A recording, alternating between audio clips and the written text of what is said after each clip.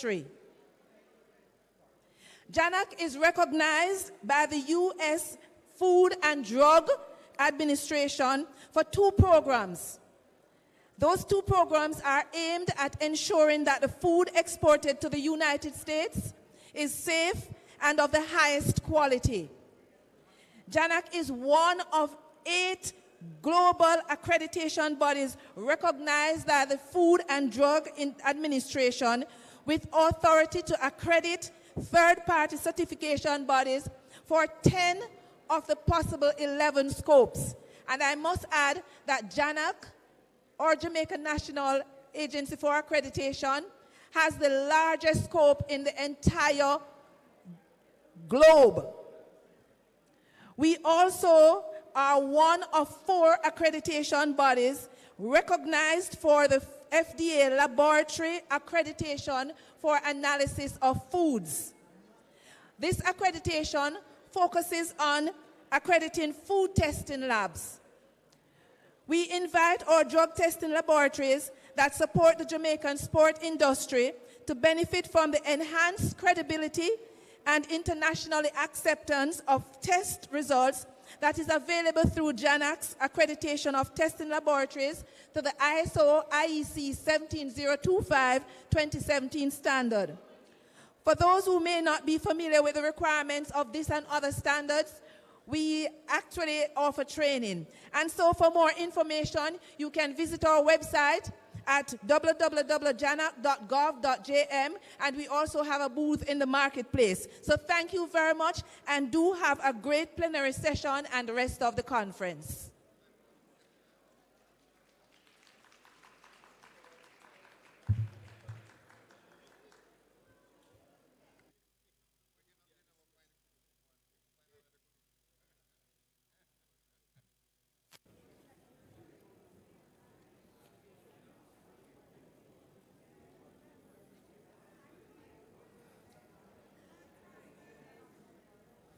So, good afternoon, ladies and gentlemen.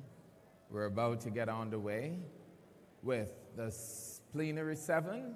I want to take the opportunity to welcome you to harnessing the creative industries and sport for national development. It's really an honor and a privilege to be sharing the space and the stage with you and or experts across the cultural and creative industries here in Jamaica. I want to take the opportunity to just ask that those who are speaking, that you be mindful. Thank you so much that we are underway with Plenary 7. Thank you for your understanding and respect for those who have given their undivided attention. So I'm Hugh Simmons. I'm the sector lead for arts, sport, and culture on the Global Jamaica Diaspora Council. And the privilege and honor is mine to introduce this esteemed panel of presenters who will be sharing their expertise, their experience, and of course bring their energy and excitement to the discourse that we'll have. And of course, we will definitely be looking forward to your questions and engagement. And that's essential because I know you're here to share with us, and we are delighted to hear from you. So to kickstart, I want to introduce to my immediate left, I have none other than Kwame McPherson, and they will do their own spiel to let you know who they are. Then next to Kwame, of course, we have Jackie J. Jackson, let me add the triple J, and we have Andrea Dempster-Chung, and we have Kadeen Ellis and Dwight Peters.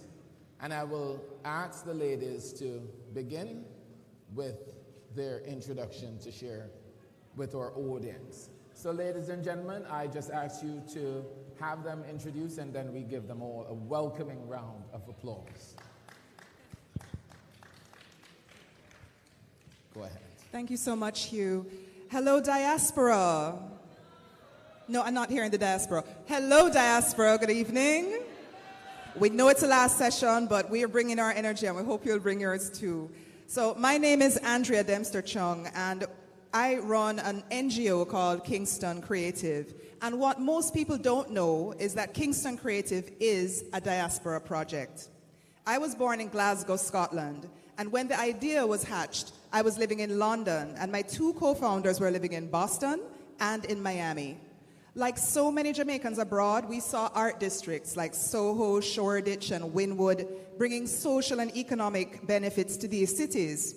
We saw countries that were investing in theaters and arts infrastructure. We even supported and donated to the arts and various charities in the countries where we lived. But when it came to Jamaica, when you live so far away, it's hard to know who to trust and who was actually making a difference on the ground. So we took the leap, and in 2017, one of us moved back home, that would be me, and became a returning resident for the second time. And the rest, as I say, is history. So in 7 short years, Kingston Creative has hosted over 150 festivals and meetups, given hundreds of cultural tours, worked with 20 inner city communities, painted over 100 murals, the majority of them in Water Lane, downtown Kingston. We've developed platforms like the Culture Connect app, that's KULCHA, downloadable from your Google Play, and the Caribbean Creative Network. And these are platforms that allow anyone, anywhere in the world to find a Jamaican creative and buy goods from them.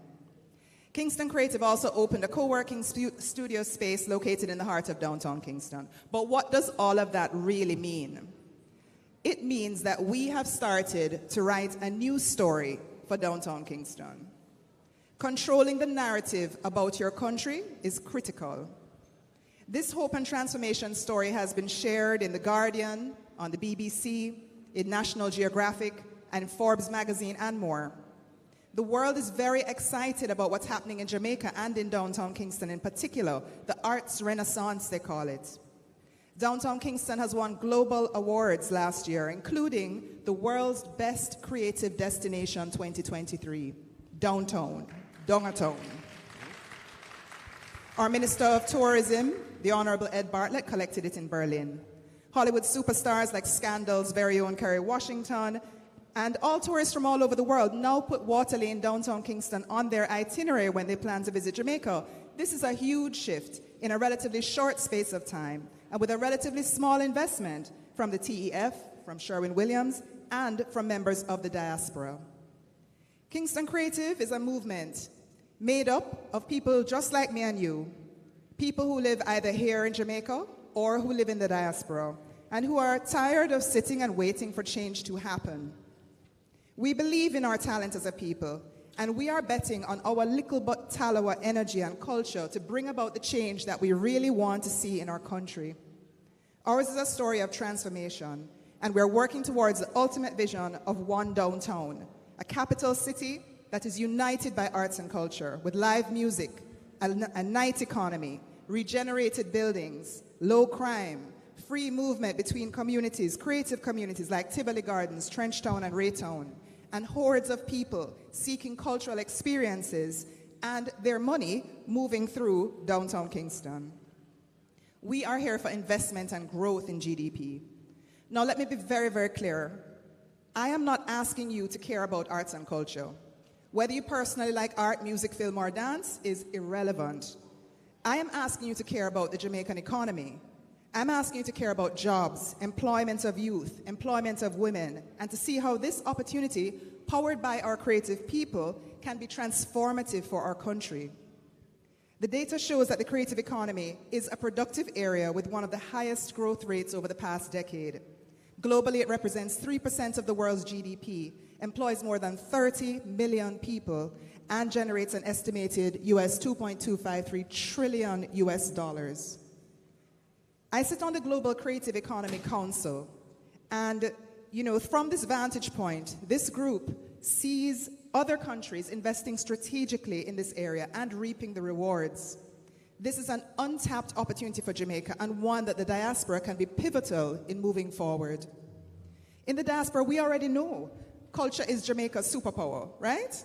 We already know this. It is what we do better than any country in the world. So, as a diaspora, let us lobby to have the right policies in place to develop creative people, creative places, not just downtown, but historic places like Black River, like Falmouth. And let us take collective responsibility and harness our culture and creativity for the sustainable development of our nation. Thank you. Thank you, Andrea. Thank you. So, Jackie, over to you. It's hard to follow up, you know. I'm a storyteller, so I'm going to go ahead and tell my story. My name is Jackie Jacqueline Jackson, and I am the Film Commissioner for Jamaica. It's dual role. I also have responsibility for film, animation, and music at JANAAC. And I am really proud to be on this panel with esteemed panelists and, of course, moderator. I think I want to start by talking about how my trajectory of my life allowed me to now be in this position as film commissioner. I think that's important. As I was living in New York for the last 10 years and, you know, creating and working, I left University of the West Indies, went to TVJ. I was producing Smile Jamaica, other feature programs. I'm on doing music videos, because that's what I've always wanted to do. And then I decided I want to get my master's in film, video, and television production. I need to be on more sets. So I was fortunate enough to be accepted at LIU, and I was able to now work in New York, BET, Revolt. I was fortunate also to work on the show at Comedy Central called Nightly Show with Larry Wilmore. So, you know, I loved that, and I loved the experience I was getting working on short films, feature films. I was also director for a big mini media festival in Brooklyn. And so I loved just exploring and learning. I have a minor in philosophy, and I love it's the love of learning. And I decided at some point about 2018, 2019 that I wanted to come home. So I think at this point is where I can say, I came home. Welcome home. Right. I decided to come home, and I decided to come home because I saw what the government was doing for the creative industries. That's important. So this is my story. I saw the work that was being done. I saw that, you know, feature films are being done, and I can speak from statistical standpoint in my position. There's over 100 films being made on the island yearly, right? So that goes right into film production expenditures. I have to big up my people, right? So you have a percentage of that that's international productions, and then you have local productions. And I was like, I want to be a part of that. I want to tell my stories. I love foreign, you know, don't get me wrong. But I wanted to come home, and I wanted to impact. I want legacy stuff. Having said that, I decided to move home, and I started my ideation company called Ideate That Limited, a Jamaican company for creatives who want to understand from an ideation right through to conceptualization. Then you push that through to production, and then, of course, the execution of the project. And then, you know, people are, okay, this is a new girl on the block. And I said, I need to build the resume a little bit more. I then decided to create a TV show. I created a TV show called Psychology Off. It's a TV show that speaks about the colloquialism of Jamaica, how it is that we speak. When I travel, and I do travel a lot now in my role, you know, people, just the way I speak, they're like, oh, you're Jamaican, or just my vibe, my energy. They can tell, you know, they can tell. And so I decided I would, you know, do a TV show because I've been doing so many TV shows in New York. I want to create something for my country. So I'm now in 3 seasons. This is where you clap. It's on TVJ. 3 seasons of Psychology Off. I've done Bad Mind, I've done Bun, and then I have done Bread. And then next, I'm in development for season 4. And then I started to develop something else because I realized the creative industries, they need some way to express themselves. So I developed the first ever Jamaican adults coloring book called I Am That I Am, in stores in all Fontana, and then it's online on Amazon. I say that to say, I'm so proud of my creatives on the ground that are doing the work, and I'm so proud that I'm now a part of that. I'm so proud that I'm in the capacity as film commissioner to help to promote the investment in and the export of the creative industries. Thank you so much. So I turn over to Kadeen. Hello there. Hi, everyone. Come on, I know it's the last session of the day, but I need to feel the energy. How are you all? That's better, that's better. I am so excited, so honored to be on this panel alongside such distinguished creatives as well. For those of you who don't know me, my name is Kadeen Ellis. My mother is of Jamaican descent. She was born in Clarendon, my father from St. Vincent. And I'm also known to many people for my YouTube channel that I have with my husband and my boys. I have 4 sons. I mean, I watch it religiously. Do It's you really watch good. religiously? It's good stuff. Oh my goodness, It's I good love stuff. to hear that. Thank Really you. good stuff. And pretty much it started where my husband and I knew that we both wanted to be in the entertainment industry, but we all know that that's not necessarily the easiest industry to break into. So that being said, my husband had the bright idea one day to start to use social media as a vehicle for us to display our talents. And at the time, I'm thinking, how are we gonna do that? We don't really have a script, we don't have a set. And he's like, let's just use our life as the story. You know, and a couple people who we mentioned it to thought, you know what, you guys have pretty interesting day-to-day things that happen. You're a millennial married couple. You have, at the time, only 1, maybe 2.5 sons, and now eventually 4. But we were able to authentically share our story and the art of storytelling through being ourselves.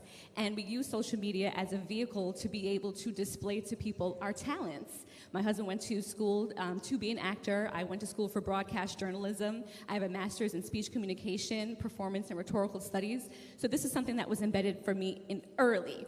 Anybody know the movie The Mighty Quinn? Probably only me. Classic. What did you say? I said probably only me. I'm obsessed with like old vintage Oh, Jamaican. same. Old right? vintage Jamaican Yeah. movies. So The Mighty Quinn was actually one of my first films that I watched. And the pride that I felt as a woman or a child at the time of Jamaican descent, then seeing now who is Denzel Washington. And our very own Shirley Ralph at the time. When I met her at the Independence Gala last year with Consul General of New York, Alcyon Wilson, it was just beautiful to look at her and love on her and let her know in that moment, man, I really looked up to you as a child, and to be here alongside you, presenting her an award at the gala was just an amazing time. But I say all that to say, there was something in me early on that I knew I was a creative. And what I like to promote with my platform now is the idea that youngsters can do anything that they want to do. Sometimes the narrative that's pushed on a Caribbean household or a West Indian household is you have to go into medicine, or you have to go into law, or you have to do all these other things, and that there is no way to be successful in the arts and in the creative industry. So I'm excited to say, to this day right now, my husband and I are New York Times bestselling authors. We co-wrote a book together. We have a podcast that you can access anywhere you listen to podcasts. Did you listen to? Deadass with Kadeen and Deval, where we talk about so many different things, and we really just try to educate people on love and life and experiences. My husband is on 2 of Tyler Perry's shows right now. Anybody watch Sisters or The Tima? Okay, a couple people know Zach. So really, we like to use our platform, and like you said, we should not be relying on anyone else to tell our stories. Amen. That is the biggest piece of the puzzle, and that's why I'm here, to see how I can lend support. Madam C.G. Wilson, she and I are actually working on something very special that I think will really work to push forward the film industry right here in Jamaica.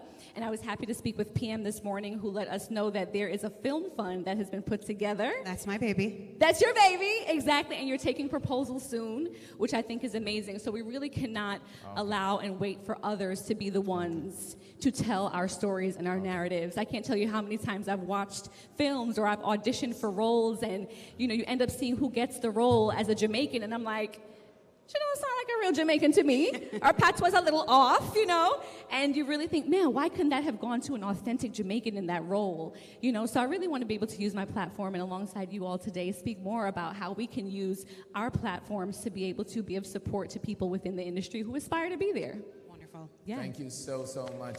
You're welcome. Kitty. So I always want to ensure the gentlemen on the stage do get the opportunity to introduce themselves. But I have a lady who's waiting, our Honorable Minister, Olivia Grange, that I want to make sure you will yield to her, of course, gentlemen. It's the honor and privilege and my delight and excitement to introduce our very own, the Honorable Olivia Babsy Grange, CD and MP And I will invite her, or Minister of Culture, Gender, Entertainment, and Sport, to share with us to the podium to my right. I will invite the minister to come, and then we will continue with the introduction. Let's show some love. Come on. Let's show our minister some diasporic love. All right, let's give it up for the Honorable Olivia Babsy Magic. And the cultural and creative industries is now how we benefit. From the seed of creative innovation and centuries of cultural survival and exploration, visualizing, documenting, representing, producing, performing, all from this fertile Jamrock culture soil that has blessed the world with lyrical genius, movement magic, the waistline, baseline. Just draw it, yeah.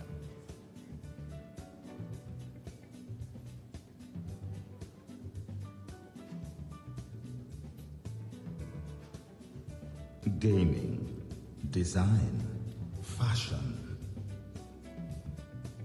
film,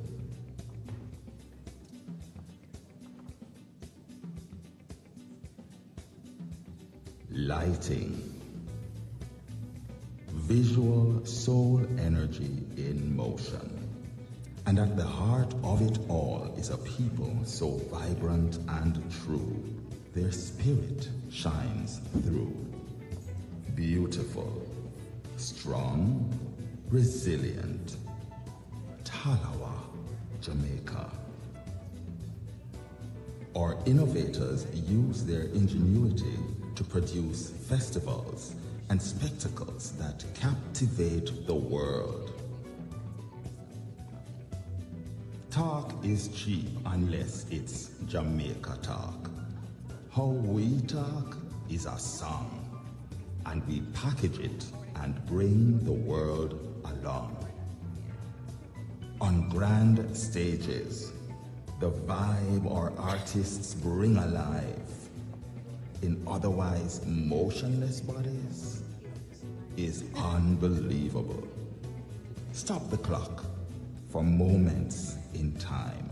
We stop the clock, helping us to forget anything but that pervasive bass line. Returning again and again, like our culture resurfacing even after passing from the land, or great icons stamping the Jamaica brand overseas and back by demand, as if they never left. That's the impact on the world of Jamaica's cultural and creative industries.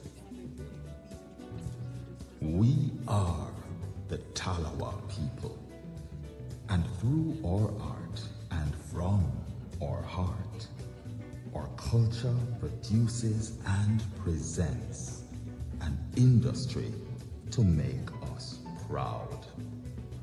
The cultural and creative industries built on something stronger and even longer than time. One love, Jamaica. One love, Jamaica. One love. Thank you. That's just a synopsis of what we are about. Honorable Alanda Terrelon, and I must tell all of you that Minister Terrelon was my Minister of State, and I lost him to the Ministry of Foreign Affairs. But he has brought the vibrancy and the culture. And so it's really my pleasure today to be addressing you. Heads of missions and Consular Corps, permanent secretaries, My permanent secretary is here, P.S. Dino Bernard. I don't know if other permanent secretaries are present at this time. This is the #1 permanent secretary, Ambassador Sealy Monteith. But it is with, and Ambassador Green. It is with a sense of excitement that I welcome all of you who left Jamaica and went overseas to make a life for yourselves and your families. But I also want to welcome second, third, and fourth generation, and all the generations who didn't born a yard, but still are Jamaicans. Those of you who brave the cold, the unwelcome stares, sometimes, yet always determined, always resilient, as you set about establishing Jamaica outside of Jamaica. More Jamaicans living abroad than Jamaicans living a yard. I salute you today as courageous and resilient. Here we are, celebrating your achievement in building one of the strongest diasporas of the world. Ms. Lee would say, clap yourself. It is exciting because it demonstrates what Jamaicans can achieve through will and sheer hard work. We Jamaicans living in Jamaica and those living in the diaspora, it is even more exciting when I think that we Jamaicans living in the homeland and those of you living in the vast Jamaican diaspora can achieve if we come together with one mind, one heart, and in one love to build Jamaica, the land we love. I come to tell you some of the real Jamaican stories on how we can harness the power of Jamaica's entertainment, culture, creative industries, and sport, which I call physical culture for national development. And our panelists here, I want you to specially recognize them because they contribute to what we call the creative industries. We must begin by recognizing that we are a people of creative imagination who have never let the odds against us defeat us.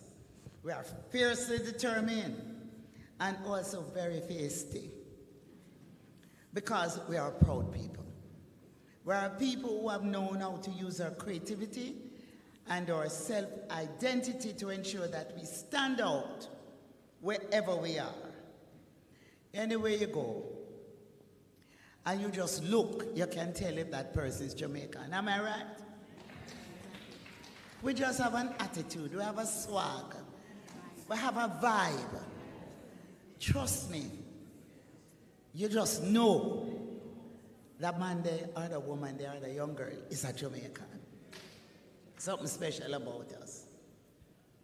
So we are a people who have known how to use our creativity and our self-identity. And through it all, we must remember, and I paraphrase the words of the Honorable Louise Bennett Coverley, mother of Jamaican culture, that anywhere we're there, at Jamaica. We Jamaicanize everything. Once we get into your space, we turn it around and make it our space. So I invite you to let us together use our creativity, our heritage, and our culture to build a greater and more robust Jamaican economy and impactful brand Jamaica, which can serve us all, both those on the rock and those in the diaspora. It follows on the movement of our people as celebrating in Marley's Exodus, an exodus that saw a country girl like Millie Small enter the hearts of many and blew the world away with My Boy Lollipop. Some of you are too young to know, but there are those of you who will remember My Boy Lollipop. It follows on so many Jamaicans who dared to believe they could make it anywhere and who were supported by people like Chris Blackwell, in the case of Trentown's rock Bob Marley, as they opened doors for other Jamaicans and carved out new revenue streams in the Jamaican economy. I want to say to you here today that these stories, replicated so many times in the past, can be done again. Like Jimmy Cliff, we always know that we can get it if we really want, and that the harder they come, the harder they fall, one and all. I want to invite you, our diaspora across the world, to get involved and invest in Jamaican festivals, Jamaican cultural activities, and even in Jamaican entertainment and cultural infrastructure. Jamaican music is our most penetratable export, found in every part of the globe. We must own it, invest in it, and make it work for our personal and collective economies. When we support global reggae festivals such as Rotterdam Sunsplash in Spain, where I was invited by the organizers to go to Spain to convince the government there to allow them to have the festival. And then that festival has grown to be the largest reggae festival in the world. We have people attending from all over the world. And you know what's interesting? You have bald and you have Rasta. Some of the locks that I see on Japanese and on Chinese reach their ankles. Because what we have done, we have given the world a music that has penetrated all corners of the world. We have given the world a new religion in Rastafari. And we have given the world so many wonderful things that anywhere you go and you say you're from Jamaica, you're treated in a very special way. So we have Reggae Sanska in France, Reggae Fest in Japan, or when we actively invest in the touring of Jamaican artists in nightclubs, arenas, and parks, we're investing in ourselves. When Bob Marley first started, when he toured, his first tour was in the clubs and the bars across the world, across Europe, across the United States, little clubs. When I broke reggae music in Canada and took it mainstream, but it was in the little clubs. And we saw mainstream Canadians. Marley saw people in the UK, people in the US, vibing to this music. They don't know how to speak Jamaican patois, but they were singing the words of those songs. That's the impact that we have on the world. So, it's not just music. It is theater with the likes of legends like Oliver Samuels. I mean, I'm sure everybody in here knows Oliver Samuels. He just has to open his mouth. And I'll tell you a little story. We were celebrating the introduction of International Year for the Youth. And I was responsible to coordinate the festival, which we call Jam Fest. Oliver Samuels was working with the Social Development Commission. And I said, let me borrow Oliver. He was so funny. I asked for a secondment to the Office of the Prime Minister. And I said, we're going to use him for all the commercials. He just had to open his mouth and tell you about an event. 45 events we produced in 10 days. And at the end of it all, I said to one of my associates from Toronto, Calvin Butler, a filmmaker, I said, we want to do a Jamaican comedy series. And we took Oliver and we did some 5-minute vignettes. We didn't have much money, but we were able to do the 5-minute vignettes and show them on JBC TV. I mean, the young people here don't know what JBC TV is. But we showed those 5-minute vignettes, and it was a big hit. And we eventually got a sponsor, and we started the series Oliver at Large. So Oliver Samuels will be the first person to tell you that a Babsy bust me. So we have the National Dance Theatre Company, one of the best dance theatre, national dance theatre companies in the world. When they tour, when they perform for the diaspora, we are so proud of their performance. And then we have some of the most fantastic models. And I really want to commend Dwight Peters, who are here with us, for Saint International. In fact, his organization has the largest number of black models in the world.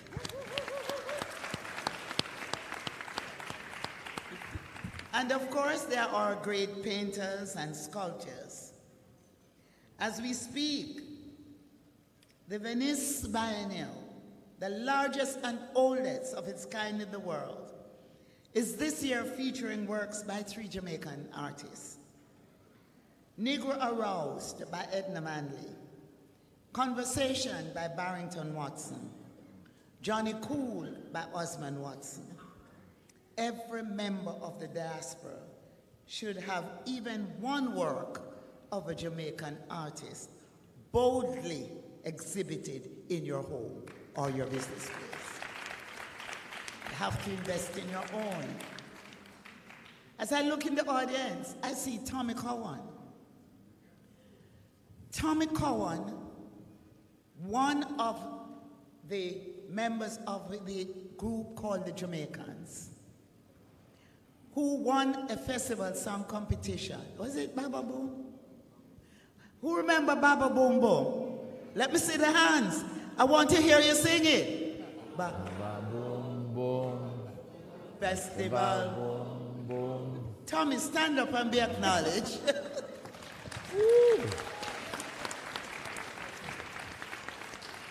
But I'll tell you another story about Tommy Cowan. He was Bob Marley's right-hand man.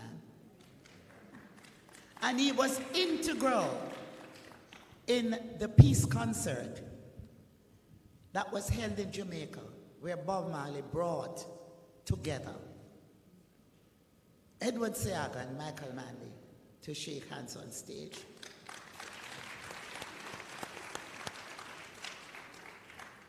And another story about Tommy. Those from Toronto may remember that I was in Toronto and I managed Carleen Davis.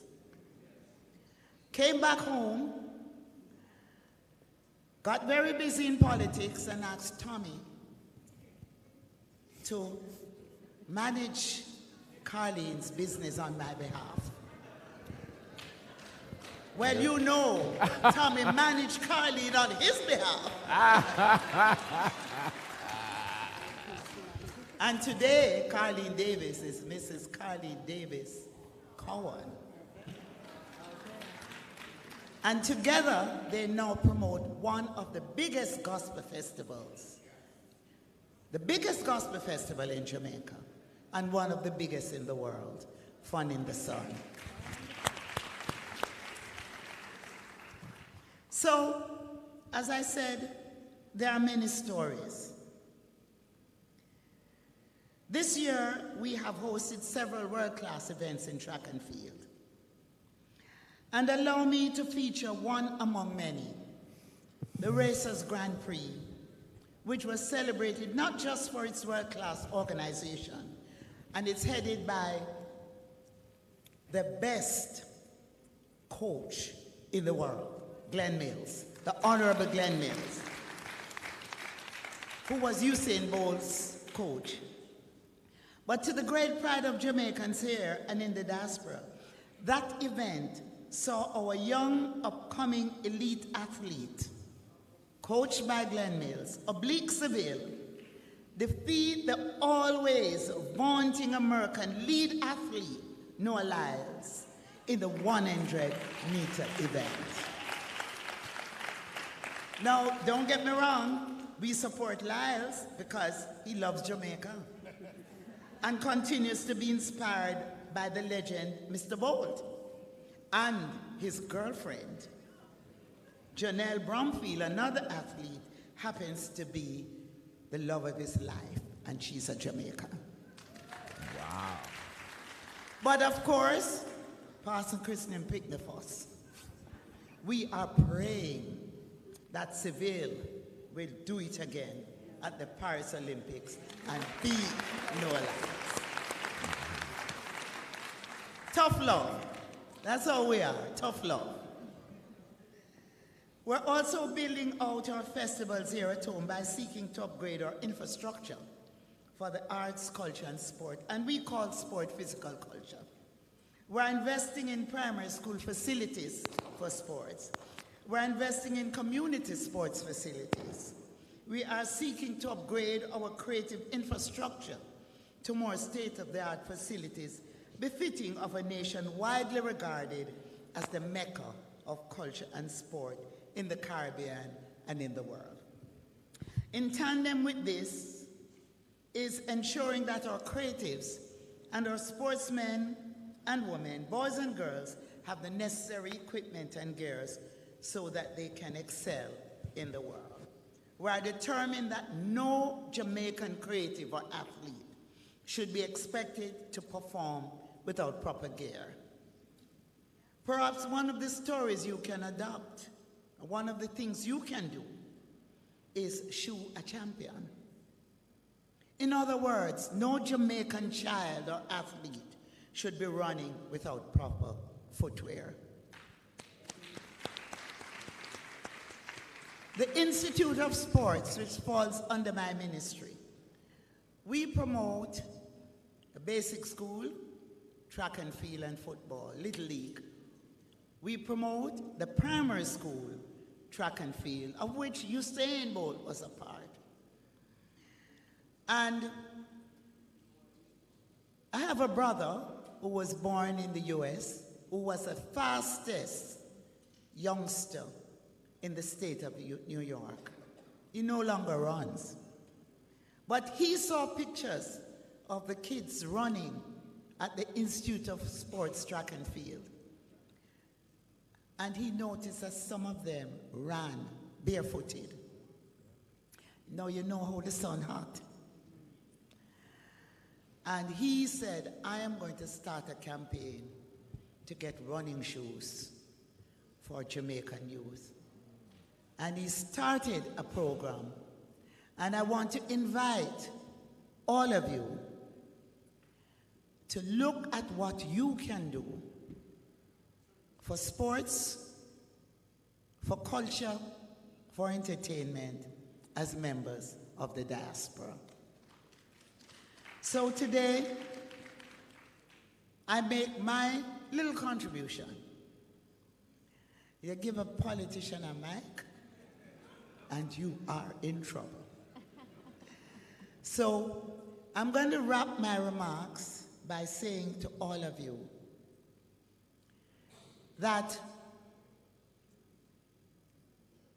we are all Jamaicans, if we're at home or if we're abroad.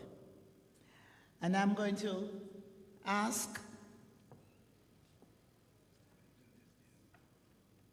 they just want me to mention the Sports Development Foundation. And the Sports Development Foundation is the entity through which we raise funds for a sports development program. We're inviting you to reach out and to tell us how, boy, you see, my folks are very good. The general manager for the Sports Development Foundation, Alan Beckford, and a former athlete and Olympian. And so as I close, many of you will remember the festival song, Cherry O Baby. And you also will remember that Buju Banton entered the festival song competition And his winning song was? I'm going to just ask them to play the song as I leave the platform, leave the stage. God bless you all, and thank you so much. Yell yard man. Yeah, yard man, no. Respect. I want to yard. I respect and love man to all Jamaica, no matter where in the world. One eye, like I want you. No matter where in this world I go, I am a Jamaican. No birth papers I have to show, 'cause I am a Jamaican. No matter where in this world I go, I am a Jamaican. No birth papers I have to show, 'cause I am a Jamaican. I have Jamaican walk, them here Jamaican.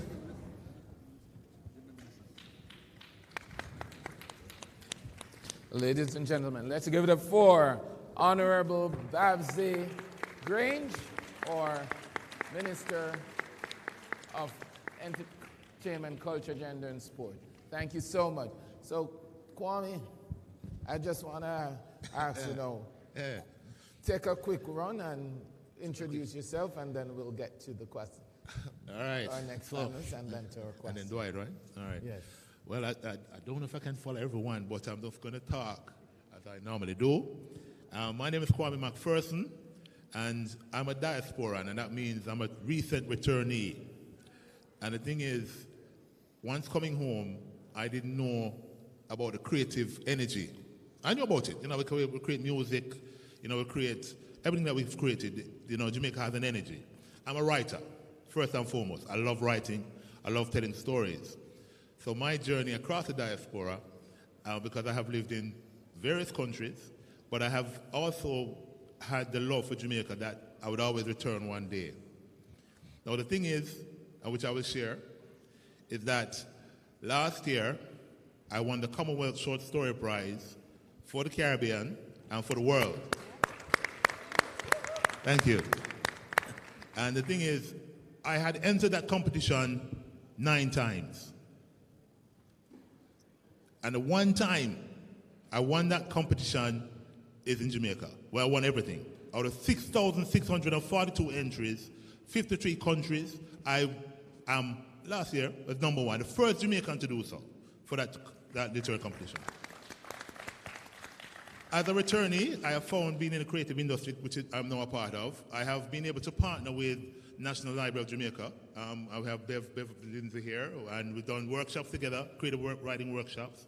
I'm also a part of an initiative, a community initiative, which is called the Jamaica Nomadic Tour, a poets tour, which we do poetry in schools. Now, the wonderful thing is, they were started by those diasporans. So the Jamaica Nomadic Poetic Tour was started by a diasporan.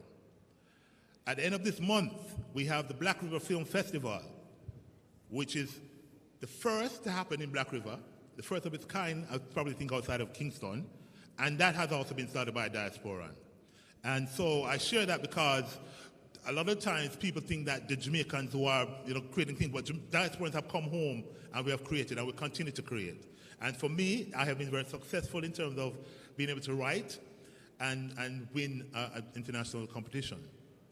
Out of that, I will also share, and many of you here will probably are hearing it for the first time, that my award-winning story for last year has now been picked up to become a TV show or a movie. So it goes to show. That we as diasporans have come back and have benefited from the energy that Jamaica does have, but it also shows how we are contributing to nation development. So that is it. Thank you so much. Kwame, thank you. So, Dwight, over to you. Good evening, everyone. I see my colleagues all turn to this direction. They say they left the best for last. Before I start, I must say this.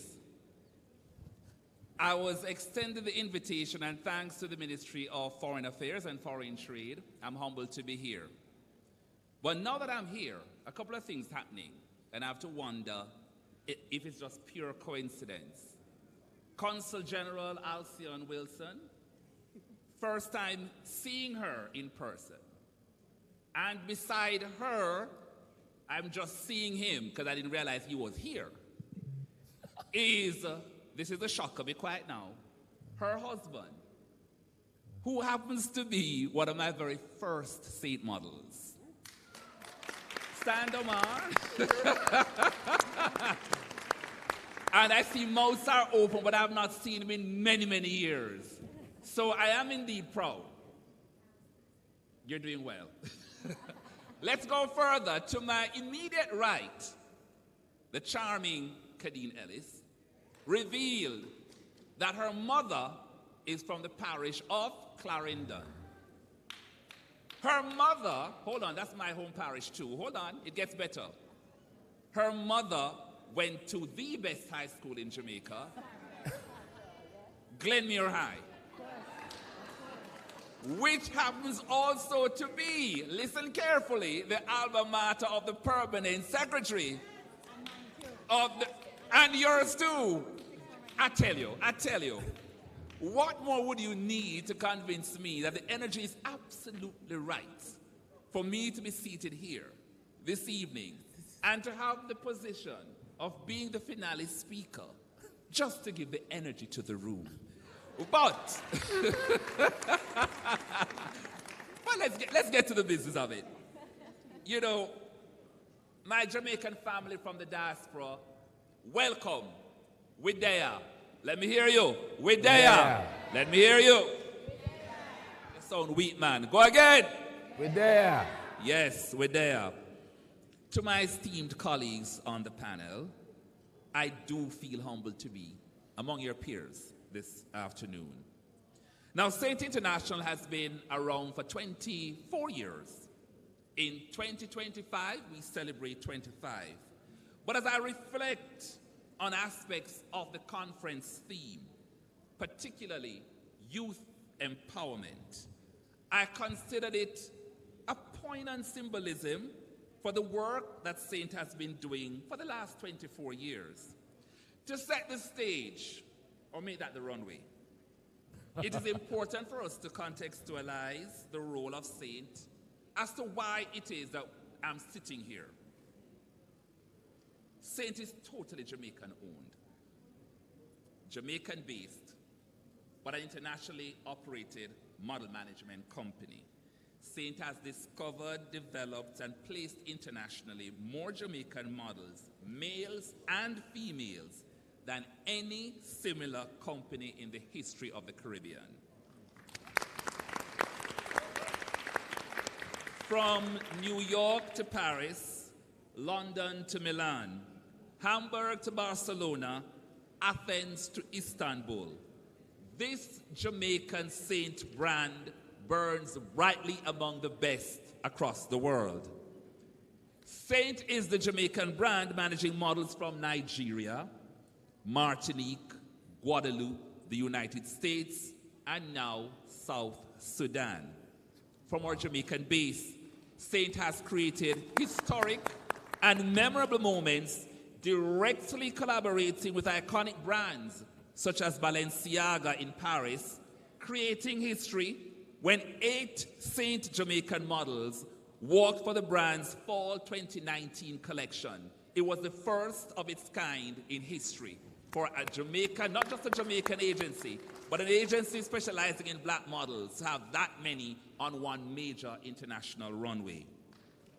And so they're currently running the Spring-Summer 2014 campaign for the powerhouse British heritage brand, that's Burberry, was shot right here in Jamaica.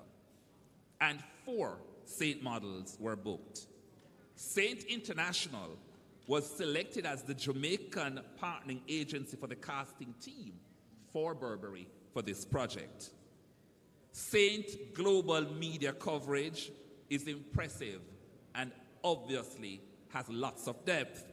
The New York Times Sunday Style cover story, Forbes magazine, American Vogue, British Vogue, France's Le Monde, and an extensive list of other formidable lifestyle titles.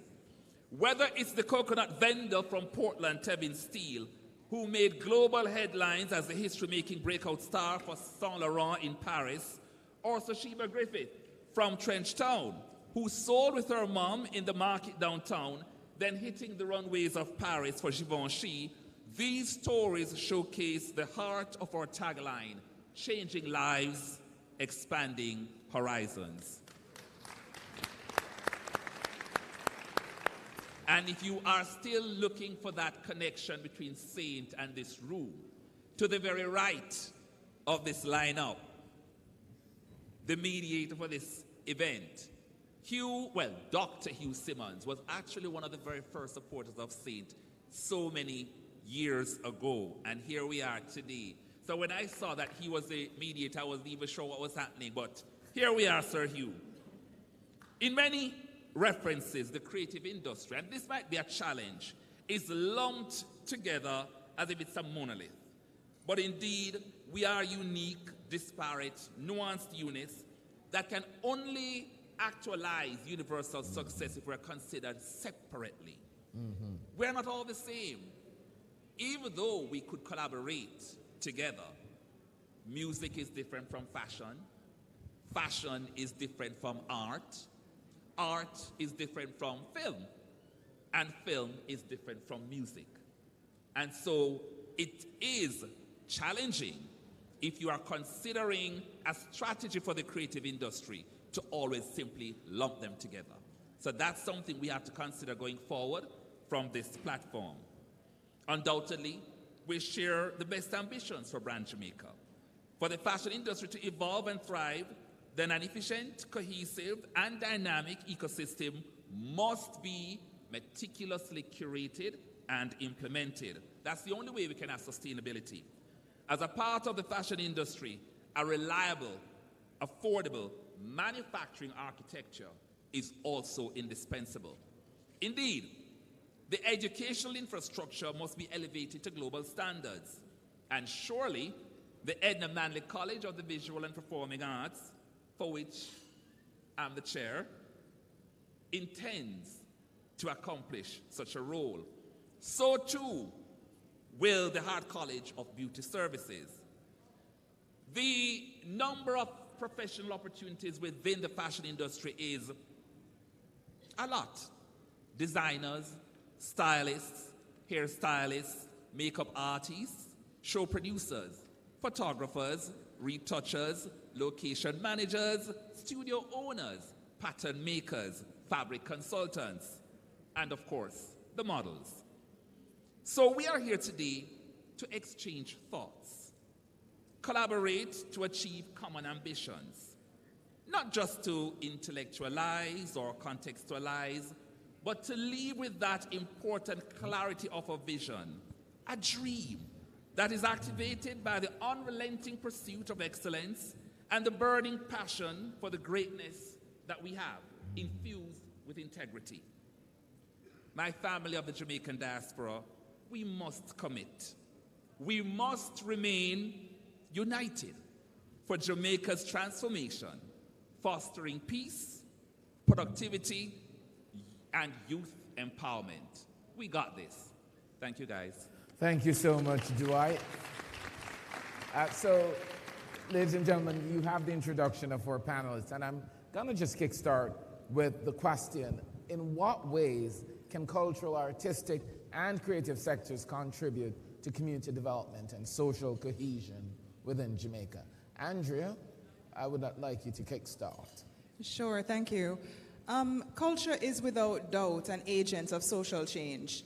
It employs about 50% of women in Latin America and the Caribbean, so that is inclusion. I also can speak to the work that Kingston Creative does in communities and the impact on us achieving this one downtown. With the Heart Trust NTA, we design courses to target and certify community creatives. With the PIOJ Community Renewal Program, CRP, we partner to go into communities and train them not in creativity, because the community is already creative, but to train them in digital skills and business skills. So there's a lot of work that goes on in the communities, and of course we employ a lot of community creatives. We employ them in our mural projects, we employ them at our art walk festivals, we employ them at many, many opportunities come through the work we do in downtown. So you can see how that translates to economic benefit and social mobility and getting creatives into different spaces and employment. So creative industries are really a very powerful agent of change, especially when you have such a creative population. Raise your hand in here if anybody's creative. If you have any creative, if you dance, you sing, you use, okay, that's 50% of the room. You know, so Jamaicans are highly creative, and this is why it really is the best leverage tool for social change in our country. Thank you so much. So, you know, when we think about, you know, we look about with Talawa, you know, so when we think of our music, as Dwight did share, we're not monolithic when it comes to the cultural and creative industry. So, you know, from Bob Marley to Burning Spear, Berries to Buju Banton, we see the music transcend. And when I share that with you, my question then for Jackie is, when you think of policy changes or initiatives that are necessary to support and harness the growth of Jamaica's creative industries, hearing what our fellow panelists are sharing, what are your thoughts on the step forward? Yeah. Thank you for that question, because a part of my role is to push the policy and advocacy for the creative industries. And my remit is film, animation, and music. And what we look is at the research that has been done. That's our baseline.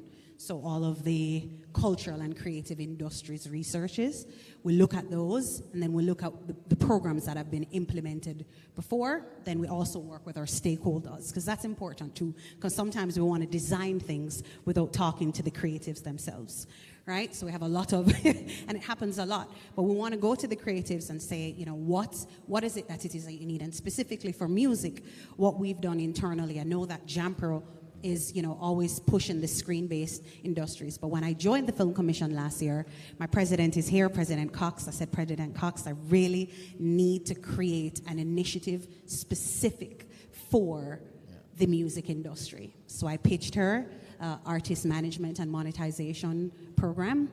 I did a concept note. You know, I told her, you know, we're being a TOR, we're going to bring in a consultant, we're going to have multiple conversations. I even reached out to Andrea, and I said I want her support. I've reached out to Ministry of Culture. So there's that alliance with the agencies, the ministries, and also the public-private sort of partnership that is needed.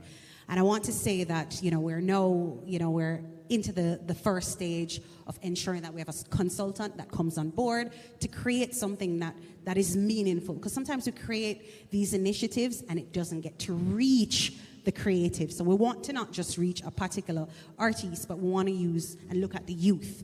We want to talk about how we can get into speaking with the impresarios. And when I say that, the producers, you know, the stage managers, because what we find, even just based on preliminary research from the Jamaica Screen Development Initiative, is that artists, it's really hard to differentiate between the business and the art.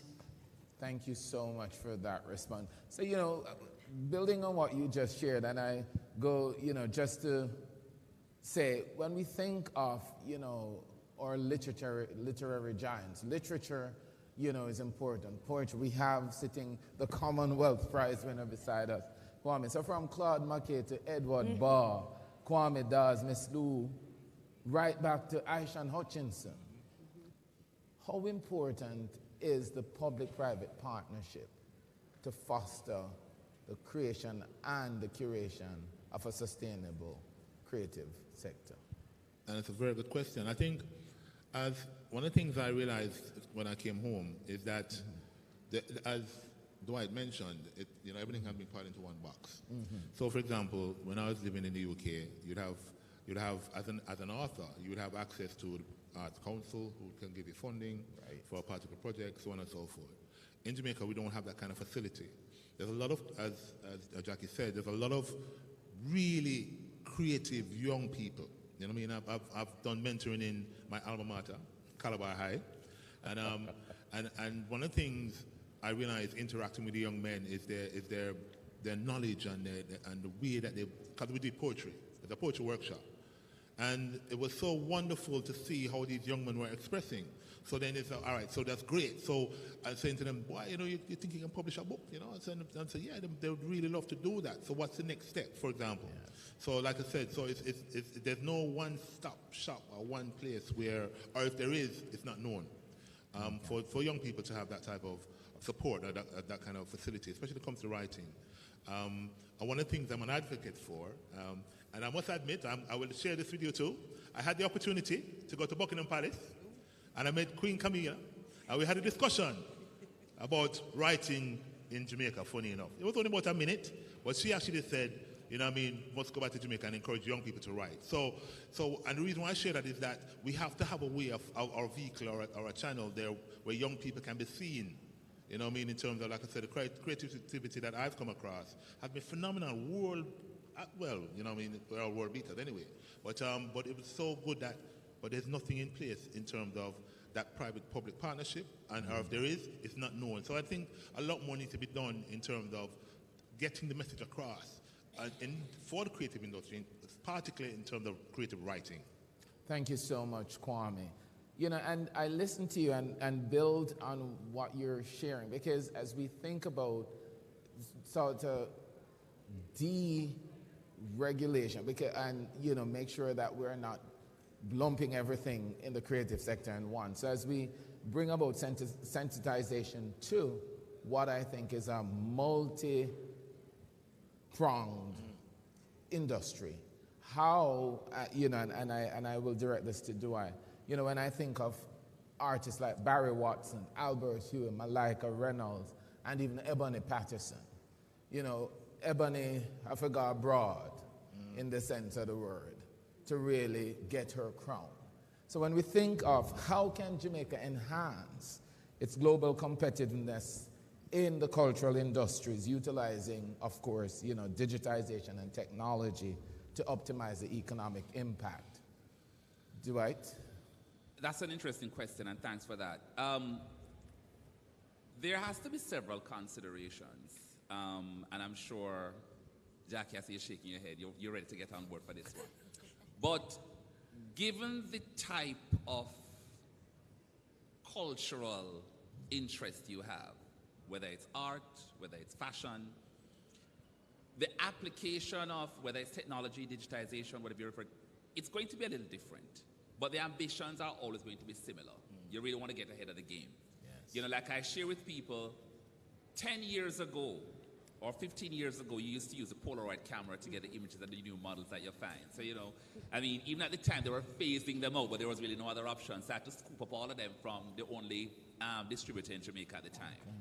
But then here we are with the sophistication of digital technology and these things they call smartphones, which sometimes smarter than you. But hey, it helped definitely change the face of the industry, even in terms of how we develop the talent and we expose the talent to the markets overseas.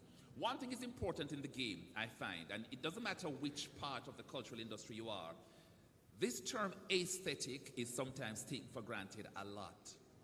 But for every successful star within the field of cultural or creative industries, look at them, whether it's in Hollywood, whether it's in the music, whether it is, whatever it is, there is that symbolic thing of aesthetic appeal.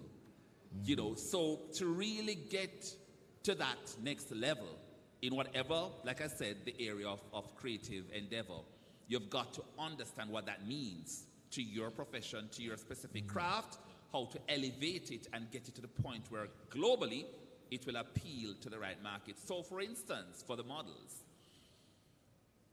it took a while for me to start understanding that proportions were important. And it wasn't just about a girl being skinny and tall, but what were the measurements? And then sometimes people will laugh if I say to them, if a girl has a size 13 shoes, it's just not going to work. Similarly for a male model, it's just hard to find because of the issue of standardization and how the whole process works. So you start understanding that. So you're not frustrating a beautiful young lady because you think she's just beautiful. You have to have that consideration. And even in terms of full-figured models, their proportions also have considerations. So again, that speaks to the idea of aesthetic. So in terms of applying digitization through whatever mode, the identifying of that aesthetic, that element that is going to take your creative product to that next level is, to me, perhaps the major consideration. And I'll chime in. So, yes, yeah, so I'll just Jackie chime in there to and say. Andrea, and then we'll go to Yes, Kadeen. I chime in to say that's from a screen-based perspective, that's the commercial viability of a product. See? Yeah. There you are. Andrea? I was going to endorse, in terms of global competitiveness, digitization, technology is critical. The way that you have fintech, right? It's how technology revolutionized the financial industries. You have medtech. There is createch. The IDB invested over $1 million in a partnership with Kingston Creative to explore createch. This is an effort to get our creatives ready to use digital technology. It's not enough just to have talent. You must be able to reach your markets wherever they are in the world. You must understand NFTs. You must be understanding the impact of AI, how you can leverage augmented reality. We even have augmented reality murals in Water Lane in downtown. So I think createch is a really key issue when it comes on to being globally competitive. The world is in a certain place, and our creatives can't rely on just their talent in their field. They have to understand and be able to apply technology to leapfrog to the front of the game. Yep. And just one more point. Even in terms of engaging the diaspora, because that's really the purpose of this. Yes. There are opportunities of collaboration because there are members of the diaspora with the skill set, the connections that can assist entrepreneurs on our side, who, even though we may get to a point, we can always take it to that next level.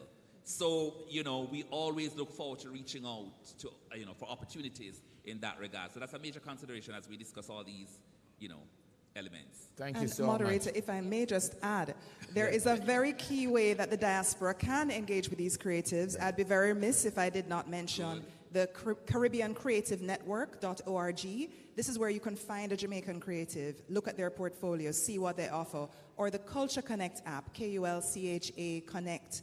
This is where you can support a creative from wherever you are when you go home by buying their work. The Honorable Minister mentioned the importance of having Jamaican art in your home. We have to support our creatives, and Culture Connect is an easy way for you to do so, and it'll be shipped directly to wherever you are in the world. So Well Kadeen, done. Great thank job. you so much. Kadeen, just the final shot here. Sure thing. I'm learning so much. Yes, That's the purpose right. of me being here, too, is to learn about, so many ways that I can help to impact. So go for it, yeah. So my question for you, in terms of intellectual property, how can you share with our audience, how can we protect that, intellectual property right? Because it's crucial in the creative and cultural industries. Yeah, it's really a difficult space to be in because you think about when you are accessing social media and you're using your platforms to just instantly put anything out there, protecting, copywriting, making sure that your ownership is intact is a very, very tricky and slippery slope. But one thing that I do know that my family and I are doing, we've had so many different opportunities to be exposed to, taking our likeness, taking our image, taking our family brand, and we've realized along the way that not all money is good money, and we, in remaining authentic to ourselves and to our story and to who we are, decided that we wanted to have ownership over our intellectual property, ownership over our brand, ownership over our name and our content. So we're in a great space when it comes to social media now where we are able to control our own narratives, and that's what I encourage youth who come to talk to me about ways to get into the industry. Really just create your own way. There is no linear path when it comes to creativity, much less the film industry, much less TV, much less film. There's just no linear path. So by creating your own lane and essentially holding on to whatever is authentic to you, it really will allow you to just get the leverage to move forward. And that's how I've been able to make the connections that my family and I have made in the industry as well, too. It's really just owning your own property, owning your own stories, and I encourage many Jamaicans and diasporans to do the same thing, to make sure that we're owning our own stories and not allowing other people to tell us. Thank you so much. I really want to thank you so much for sharing this. Ladies and gentlemen, with all due respect, there is a time constraint, and we could go on for the next 45 minutes or so. But I really just want to ask you just this one thought. What we can do to make it better. One thought. Yes, Andrea, one thought. So my one thought is that we have made such change in downtown Kingston, a problem that has plagued this country. The perception of downtown Kingston is a perception of Jamaica. All the shutters, the crime, all of the negatives that are around downtown is applied to all of you as you move through the diaspora. There's been such a shift in just painting these murals and having people coming in and doing what we're doing in Water Lane. I would encourage the diaspora to get involved in phase 2. Thank you. We are now doing downtown transformation, the second phase, which is called Adopt a Block. So for the 8 blocks of the city, between the National Gallery of Jamaica and the Institute of Jamaica and the National Library, of course, those 8 blocks, we're inviting corporates, we're inviting diaspora, we're inviting individuals to come on board. So please do get in touch if you're interested in being a part of the change going forward in downtown Kingston. It impacts Brand Jamaica, it impacts all of us, and it's a very powerful tool for social cohesion, crime reduction in these communities. Thank you. Thank you. Jackie. I'm going to two-prong plug this. I want to start with Jamaica Screen Development Initiative. And we recently launched and closed the call for application, $1 billion, as most would know, for the Jamaican creatives, specifically for screen-based. And so now that my creatives eventually will have this access to funding, pool of funding that they've never had before, what I want to challenge the diaspora is to support the creatives. Understand that this is a viable means and way of investing your time, energy, and effort. The creatives, they've always just been left, in the corner, unsure whether or not their craft is true, but it is. And I can go on the line talking about all the investments that have been made, the films that are coming into Jamaica. You just saw the Bob Marley, One Love, right? We hired over 200, crew above the line, below the line staff. What I'm saying is that our creatives are skilled. They have the stories. They have the talent. So I want us as Jamaican diaspora to support that. So from an investment standpoint, the private, public funding coming together, I want a pool of funds for creative arts that is sustainable for years to come. Thank you. Ladies and gentlemen, so give it up for our panelists. We're running over time. I want to really take the opportunity to express my profound gratitude and appreciation for you taking the time out of your schedule to share with us, to bring your energy, experience, excitement, and of course your expertise.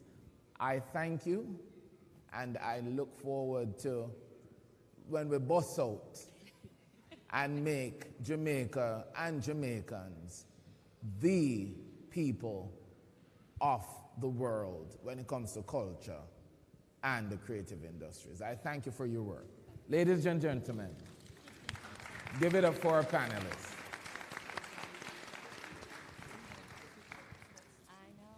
Thank you.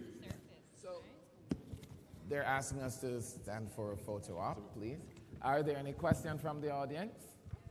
Oh, okay, we have one question there. Thank you. Hi, I'm Michelle Paravich. I generally work in IT out of Atlanta. But my question here, I have 2 questions if you don't mind. So one of them is, only about 10 places show up as results in Jamaica for a Google Maps search of music instruments near me. Where's the support for the fine arts, not just the performing arts in your plan? Well, thank you so much for sharing that. So you're here to support? I am, but these questions are not about support, it's about what they've presented as, here's what's needed, this is like the creative industries, but I don't notice anything about the fine arts. And thank classical you. music has research backing on its impact on even unborn children. And I appreciate that question. So the conversation around data, around having information to really, again, this multi-prong. Andrea, what are your thoughts? And then Yeah, I think what Hugh is referring to is there's not a lot of information out there, and we need to do better at collecting data around the creative industries. However, a lot is happening on the ground. New galleries are opening in downtown Kingston. Our visual artists, our fine artists, are actually the ones painting these hundreds of murals across the country. So the muralists and the visual artists are finding employment in many different ways. They have formed different collectives. There's Bad Art Gallery, and there's a lot happening. But as usually happens in Jamaica, if you know, you know. Yeah. Right. You know. So what we have been really encouraging the fine artists to do is to register on the CaribbeanCreativeNetwork.org. How else will the world see you? How else will people who want to purchase from you or who want to invest in your business know that you are there? And how else do we have data to say, okay, government, you need to lobby for X, Y, and Z because we now have this mass of artists. So I agree with you. It is difficult to find information, but may I reassure you that the fine artists are there and are working and are thriving. I mean, it's not with it. Hold on. One thing, just to your point about you haven't heard anything about fine arts. Well, let me tell you this. As the chair for Edna Manley College of the Visual and Performing Arts, the fine arts area at that college is perhaps the best, and it's known globally. Now, there is actually a culture around fine arts in Jamaica, and this is something I discovered while I was at Edna and started interacting with a lot of the artists. Philip Thomas, for example, Camille Cheddar, and a couple others. And, you know, when you hear, like, movie stars in Hollywood actually collecting these Jamaicans' artwork, let me tell you, it's no play thing. So you are correct. Perhaps more needs to be done around the marketing of it. But sometimes they will tell you that's just how they like it. Yeah. Believe it or not. And I know that the National Library is here. National Gallery is here. So I just pointed to have that conversation. I usually also send them to the education, usually to UE, Edna Manley. But I know it's a thriving business, and I work with so many fine arts, even though this is not within my remit. But yes, really, really. So hi, I just want to address your concern in some way. Our perspective. I'm the senior director of the National Gallery of Jamaica, and I must advise that it is one of our focal points. So Manley, Boston, highlight Caribbean, and the Jamaican. Yeah. And we actually this year we're celebrating our 50th anniversary, and we are showcasing, you know, a large gamut of work by Jamaican art with mainstream art, and what we call the intuitive art. So we are working very steadily in that department. National Gallery of Jamaica. Hi. Thank you so much. Thank you for your question. Yes. Follow-up question is, there are no entertainment lawyers on the panel, even though one of the biggest issues, if not the biggest, with Jamaica based on a then versus now look at multiple past entertainers. It's not the shortage of talent, because we're exploding with both talent and creativity. It's them getting their fair share of the returns from their creative energy being shared with the rest of the world. Where's the involvement of legal advice to the actual creative individuals in these plans, proactively before they sign a contract? Where in the plans for creatives in Jamaica is the protection for creatives in terms of having a legal resource permanently attached to this creative industries initiative at no cost to the new and upcoming talents who we all know tend to be very young? And in terms of concrete now solutions such as a pension fund for the creatives and insurance vehicles that target the creatives and encourage registering themselves even as a business, just as an example, under their actual performing name in the Companies Office of Jamaica, or, you know, like a Jamaican version of the Screen Actors Guild, a Creative Industries Guild. As one example, one of my favorite artists, what is your specific question? No one is helping him. Sorry, because of time. I think I want to speak about one. There is JIPA, Jamaica Intellectual Property Office. And then there's also the National Library that is also here. And I think sometimes, again, it's the information sharing. So for my filmmakers and animators, they would know that, especially with rolling out the Jamaica Screen Development Initiative, what I push is that they understand the chain of title. And chain of title, as you say, there's somebody on this panel that is a lawyer for intellectual property or entertainment law, but I can tell you it starts in the development phase. And so what we encourage our creatives, and we do that through JAFTA, Jamaica Film and Television Association. We talk to them through Women and Film in television. We also talk to them through Jamaica Animation and Nation Network. So we encourage them to understand the importance of having that intellectual property agreement, contracts, etc. But it's there for some of the creatives. I hear where you're coming from. It's just that we need to, but we're very informal. And I know from my side, I really try to push that because they won't be able to access funding if they can't show proof of ownership of the content they're creating. Our final question. Thank you so much. Hello. My name is Terry Bennett. I know we're pressed on time, but I'm a strategic revenue manager for one of the biggest companies in the world, M&M Mars. And I also have a degree in sound audio engineering, and I work heavily within the music industry. And what I did was identify areas of opportunity that the artists are missing out on, specifically when it comes to their brands. So our artists have some of the biggest brands in the world. Their names, as she mentioned, are some of the biggest names in the world. However, there's areas of opportunity where we're leaving tons of millions of dollars on the table, not only for them, but for the country, and to reinvest back into the country. So I do want to say this. I presented one of the strategies to one of our biggest artists in the diaspora, and one thing he told me when we started talking about investing back into the country is that's not going to work. Okay. So therefore, I came to this conference to ensure that we can get some kind of alignment. So when I go back to this individual, right, he sees that there is a way to make it work. Because with their support, with their name, and most importantly, with their brand, because they have household penetration. But my question, are you sharing a question? I'm sharing a strategy that I worked on. Okay, it's in the so process of being what worked I'd on. ask you but to now do, the question is, We can speak to you afterwards. to align on support. So, support. What's your question? No, Let's talk about your strategy later on. What's your so, question? So yeah, and I would love to have a conversation. I can share my, so we can speak afterwards since we have a time issue. Yes. So aligning on the support is the question. Hugh, so we're out of time, Hugh. All right. So we're out of time. Yes. All right. Sorry, Just give it up guys. for our panelists and the audience. Thank you so very much. Okay. All right, ladies and gentlemen, thank you so much. It's been a very long day. And just one more question. I'm so sorry. Thank you so much for the panel. My name is Shay Williams. I'm a student at the University of Cambridge, and I also do photography in my spare time. And listen. I just want to ask a quick question. Other than the Caribbean Creative Network and the Culture Connected that you just talked about, are there any initiatives for young people specifically? For example, a college connection between the UK, US, and Jamaica specifically, to where that they can connect in terms of creative, anything to do with the creative. They're going to come to you and answer I afterwards, will answer right? your question after. Thank you right. so much. Okay. We'll do the photographs very quickly. While the photographs are being taken, ladies and gentlemen, thank you so much. You have been amazing to be here from this morning until this final hour. I hope you've enjoyed today at the conference. Next door, there is some entertainment for you, provided by Jamaica National. Guess who's going to be performing next door in D3? Agent Sasko.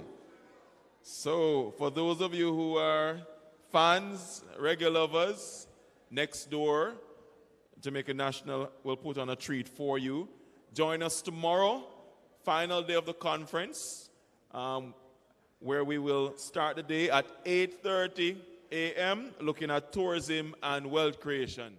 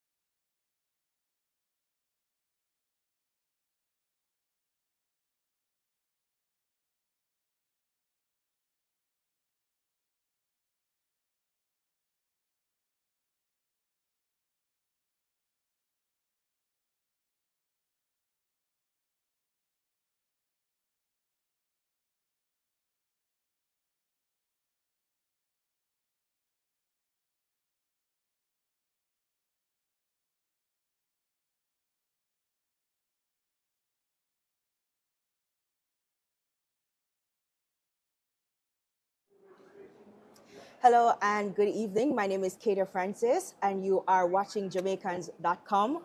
Welcome to every one of you who are watching today from Jamaicans.com Facebook page. I am here with my co-host again, Consul General Oliver Mayer for the Southern United States. That's right. He's going to be hosting the Riverside wrap-up with us today. We're at day 2 of the 10th Biennial Jamaica Diaspora Conference, and we have some really special youth guests today. Yes. Right? And we're going to be talking about the Youth Innovation Challenge that was a part of this entire setup for the Diaspora Conference. So I have with me Kevin Pinnock. Good day. Right? He's the winner of Youth Innovation Challenge. And I have Asher Richards, who is the chair of the Global Jamaica Diaspora Youth Council. Welcome, guys. Thank you for having us. Thank you for being here. So we're going to start with you, Asher. Tell us just a little bit about the Youth Council. Okay, so the Global Jamaica Diaspora Youth Council was founded back in 2020, and it's an initiative started by the Ministry of Foreign Affairs and Foreign Trade in Jamaica to build affinity among second, third, and fourth generation Jamaicans, as well as to create a sense of community and networking and youth empowerment overall. Youth empowerment. So how did you become the chair? Because that means you're running the thing. So how did you become chair? Well, our chairmanship rotates every year. So every 3 years we have elections for our representatives in the US, Canada, and the UK. We also have executive board members, 3 from Jamaica. And our chairmanship, how I became chair, if you want the short and abridged version. Yes. At the end of last year, our executive board did a vote, and they decided to vote me as chair. So awesome. Yeah, that sounds simple enough. Just vote and you're chair. Awesome. And so, Asha, CJ, you came up with the Youth Innovation Challenge. Yeah. Well, tell us about that. How did you come up with this idea to do an innovation challenge? Sure. So actually, I got the idea from an innovation challenge that I did last year summer, and that was the Solving for Humanity. Actually, don't remember the rest of the name, but it goes by Solving for Humanity, and the project that I entered with was for collective remittances, which is something that I've been researching in grad school. Right. And what I did was, there was one of my friends from grad school that joined me on the project, but I also got one of my friends, Victoria Brim, to join me on the project. And she is born and raised in Jamaica, but also studied international development like myself. And while I did a lot of technical research in regards to it, she was able to bring local perspective that I didn't necessarily have. And we ended up winning the challenge. We actually got to present to the president of the HDRO, UNDP HDRO office president. So I was saying that collaboration is something that I think a lot of diasporans need. I mean, granted, I personally had a friend in Jamaica, but part of affinity building, the issue that a lot of diaspora youth have is the fact that outside of their immediate family, they don't have cross-border connections. They don't have other youth that they can connect with and network with. So in my head, firstly, the Innovation Challenge would create new solutions for the problems that Jamaica faces. It would get diaspora youth and Jamaican youth to collaborate on topics that are of interest to them. And they're able to network in general. You know, you're collaborating on these projects. And also diaspora youth get to research more about Jamaica in topics that they are more familiar with. So say someone is interested in hydroponics per se. They're like, oh, what kind of programs are happening in Jamaica? Let me research. Oh, might be an issue. I've done research. Okay, let me see what else can be done in this area. You've piqued their interest to want to give back to Jamaica, whether that be through their knowledge, through their investment, through actual coming and volunteering. But I felt that it would be a great way to network, to produce innovative ideas, and to create further affinity with diaspora youth. Well, awesome. So I want to congratulate you for putting this forward, because it's so important for us to hear more from young people like ourselves. No, but and to get this involvement and to pull our second and third and fourth generations together. For sure. So I want to congratulate you for taking the lead with that. And today you announced the winner. And Is the winner is right beside us Mr. here. Pinnock, Mr. yes. Kevin Pinnock. Man himself. Congratulations. Well, to be Well, it's in actually, our- it's a team. It's a team. It's a Team team effort. Pinnock. Yes. Well, No. it's Briscoe and Pinnock. Christina All right, Briscoe, Briscoe and she's a major part of this project as well. Well, she may not be here Yes. physically, she's a big part of it. And Excellent. I appreciate her contribution because she's more or less the person who funneled my enthusiasm in a certain path. Because it was up to me, my day would have been a bit too wide. Yeah. Excellent. So I appreciate Christina. Tell us about the project. Yeah. So the project is basically boils down to implementing an agricultural knowledge management system in the agricultural sector. So the idea came from what was implemented in Mexico by their wheat and grains program, where they have a system where they funnel information from both their research department and the farmers in the field. And what that did is that they basically have a repository of information that could better be suited for what the people of Mexico need.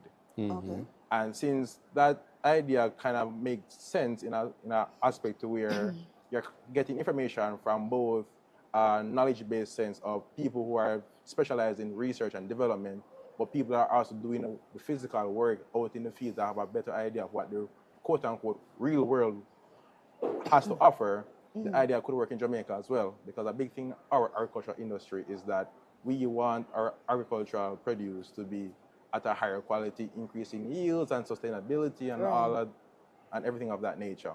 So the proposal in Mexico won an award, so it had a strong backing. So the idea was that if it could work there, and the concept is that it's not about just plucking the system from a location and then just implement it in another place. But that's not the idea. Right. Because what's best for Jamaicans, only Jamaicans It has to would work know. here as well, right. Yeah. So the knowledge management system basically boils down to the research and development team that we have locally feeds information from the farmers as well, and they do their research and development as a collaborative unit. Right. Excellent, excellent. Is there any particular crop that you see yourself focusing on? I mean, you're close to some of the agro parks in Clarendon. You're from Clarendon. Yes, I'm from Clarendon. And I know they have a lot of groupings of farmers out there. Is this something that you plan to introduce to them as the winner? Well, well, all right. In all honesty, I never really talk about this publicly, but I am interested in doing a farm-to-table business. Right. Would work as a subscription service, more or less. Right, okay. So, like I say, it's the first I'm really talking about it out in the public. But So is this like testing the waters for that? Well, ideally, yes. Okay. So it's So basically... this is where we break the news, folks, right? We're breaking news here today, So right? that's basically the idea that I'm working with currently. But the function of the system basically boils down to that. With the collection of information, a big thing in technology is having data and using that data to benefit the people. Right. So with that data collected from the system, ideally what would happen is that we'll be able to get big data, and that big data can be used to implement new systems and make recommendations. And the big trend now is having that data to make AI models. Excellent. So that's the big funnel. So it's bringing traditional like agriculture together with technology and integrating that. Awesome. Can awesome. I tell you said the buzzword there? AI. AI. Yes, because that's the big thing That's nowadays, a big right? thing. Artificial intelligence. Two things I heard today. But AI innovation for good. AI for and good. AI for good. Right. So innovation, which is going to be critical, especially in the age of AI, Yes. where we'll have all the knowledge at our fingertips. So I'm happy to hear that we're discussing this. And I want to use the opportunity again to thank both of you for the great idea. Congratulations to you and your team member for winning. And looking forward to having it implemented in the field, pun intended. Definitely. Right? We're actually looking forward to a mini tutorial from Asha for the Yes, lips, yeah. but we've run out of time. But thank you guys so But much listen, for the being next here. interview tomorrow, I Yes. think you could work on our co-host, right? Sure, but if you want a tutorial, I actually do a lot of content on flag-inspired makeup looks. But Okay. a tutorial on this will be available on my TikTok and Instagram, which you can find at Jamaican_Bae, B-A-E, on Instagram and TikTok. Where can we find you, Kevin? Well, my social media is I am Kevin Pinnock on Instagram. You can find me as Kevin Pinnock on LinkedIn. Most social media platforms, You're Kevin Pinnock. All right, So, thank you guys so much for being you. here at the Diaspora Conference and for talking to us. Wishing you all the best. Thank you for having us. Thank you so Thank much. you. We are going to take a break and we'll be right back.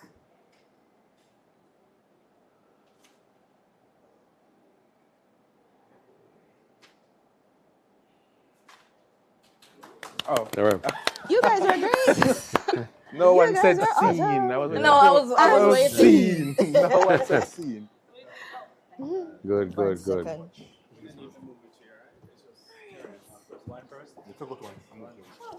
Who is next? Who is next?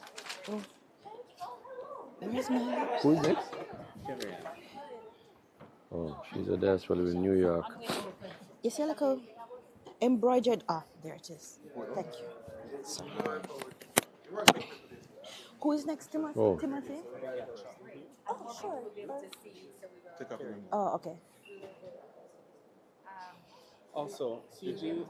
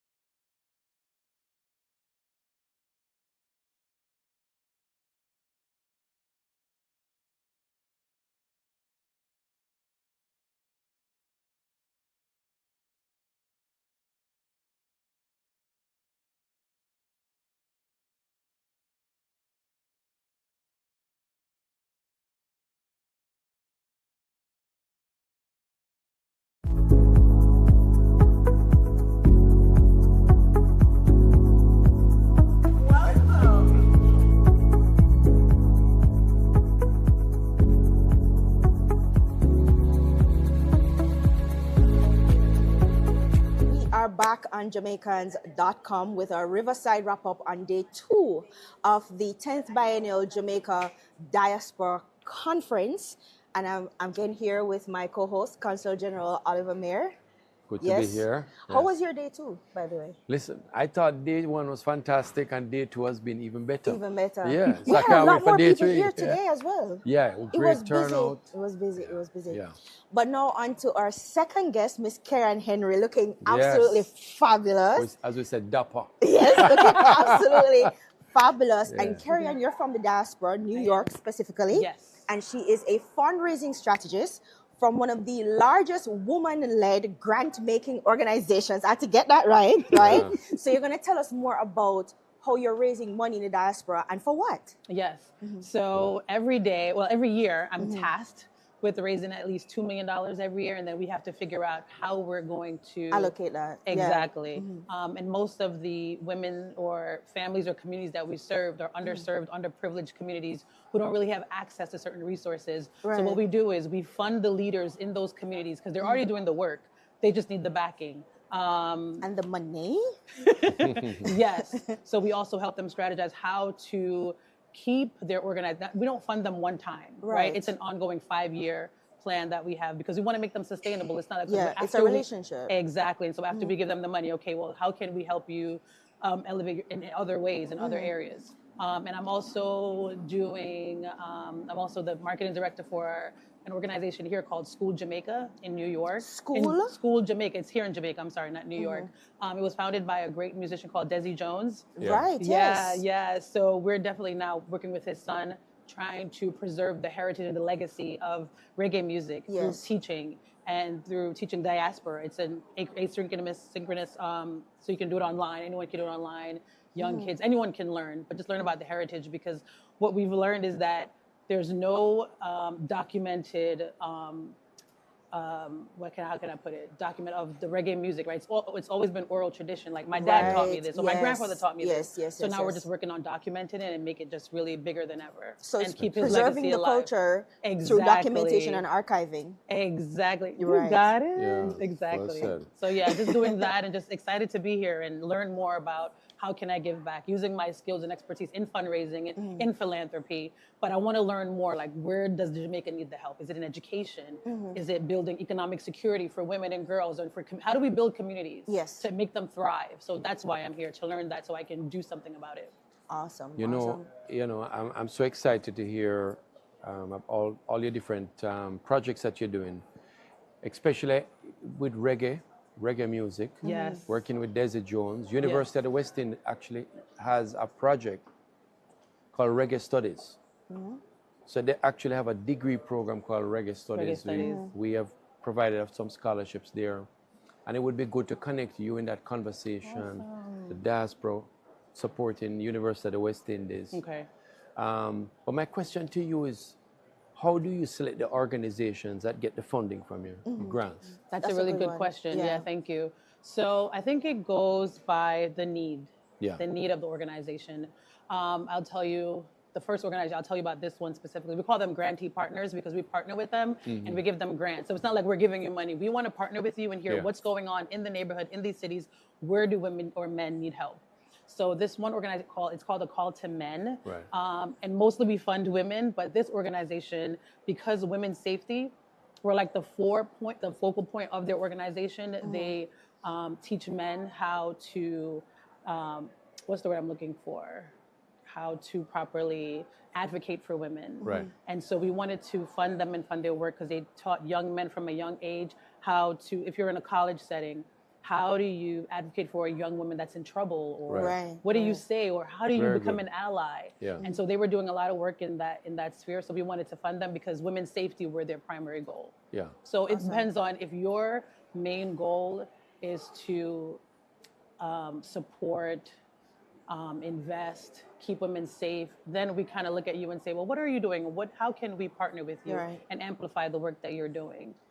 So do you have like thematic areas that you work with, or it's just persons can come to you, and if it's anyone a really can come. We hardly turn anyone away who needs funding, especially if they're doing the work. Hardly turn, and like I said, it's mostly in New York City. I want to preface that. It's specifically in New York City. I know you're in Florida, but there are other so many organizations who we work with too. I learned that there's a women's foundation of Minnesota, California. So you never know who's there that we can help you and say, okay, what areas in Florida need this funding? What are we all doing? Let me ask you this. So how has the conference been for you? And tell us, did you present? Are you going to present? Are you on a panel? I'm not on a panel, but I feel like I'm on a panel. Yeah, okay. Well, you're here. Thank you. I was not going to present. Like I said, my main goal was to come and learn. How has it been for you? It's been amazing. It's been amazing. And I want to share this because it's so powerful. I came to America when I was 6 years old. I came undocumented. I lived undocumented for 35 years. Wow. I just got my green card in 2020. Nice. For 35 years, and you don't look a day over 25. Girl, I appreciate you. I appreciate you. But yeah, I just got my green card in 2020. Nice. So I was finally able to travel. I saw my mom. I hadn't seen her in over 30 years. So my dad hadn't been able to see him or my brothers. And they're in Jamaica? They're in Jamaica. Where in Jamaica? They're in Kingston. Oh, okay. They're in Kingston. So it's really an emotional time. But I said, I have to still process everything, but how can I help? What do I need to do? So for me, being here has been amazing because I'm listening. and I just want to listen and learn before I can really do anything. Yeah. So that's been my goal, my plan, and I've learned so much. So this was really a homecoming for you. Girl, you have no idea. Yes. You have no idea. I'm still trying to process it all. So it must have hit different when they opened up. It hit like, so different. Welcome home, When Jamaicans. Minister said, welcome home, I Yeah. was like in tears. Tears, yeah. I'm not kidding you. I Wow. was crying. I was like, oh my God. And you hear so much negative things when you're there. But being here, the atmosphere, it's The vibe's incredible. different. The vibe's different, The my vibe's girl. The vibe's different. different. Nice, Yes, nice, yes. nice. So was this worth your investment coming for Oh the my conference? God. There's no, I would have paid more. Wow. To be honest with you. People are hearing this. It's true, it's This true. is not a paid access, all right? She's speaking We from did her not heart, ask her all to right? say that. You can't put a price on authenticity. Nice. You That's can't put a true. price on love. You can't put a price on being in a Yeah. place where you didn't ask to be. I didn't ask to be born in Jamaica, right? It just so happened. So I know that it's for a bigger purpose, and it's bigger than myself, to be honest with you. So now I'm just trying to, like, I feel like God hasn't given me the entire vision, but He's given me But the bits and stars are pieces. aligning for you. Exactly, and I'm Yeah. just walking in, open each door. Walking in your purpose, Exactly. yeah. So it's been exciting. Well, I want to thank you so much, Karen, for Thank being here you. with us.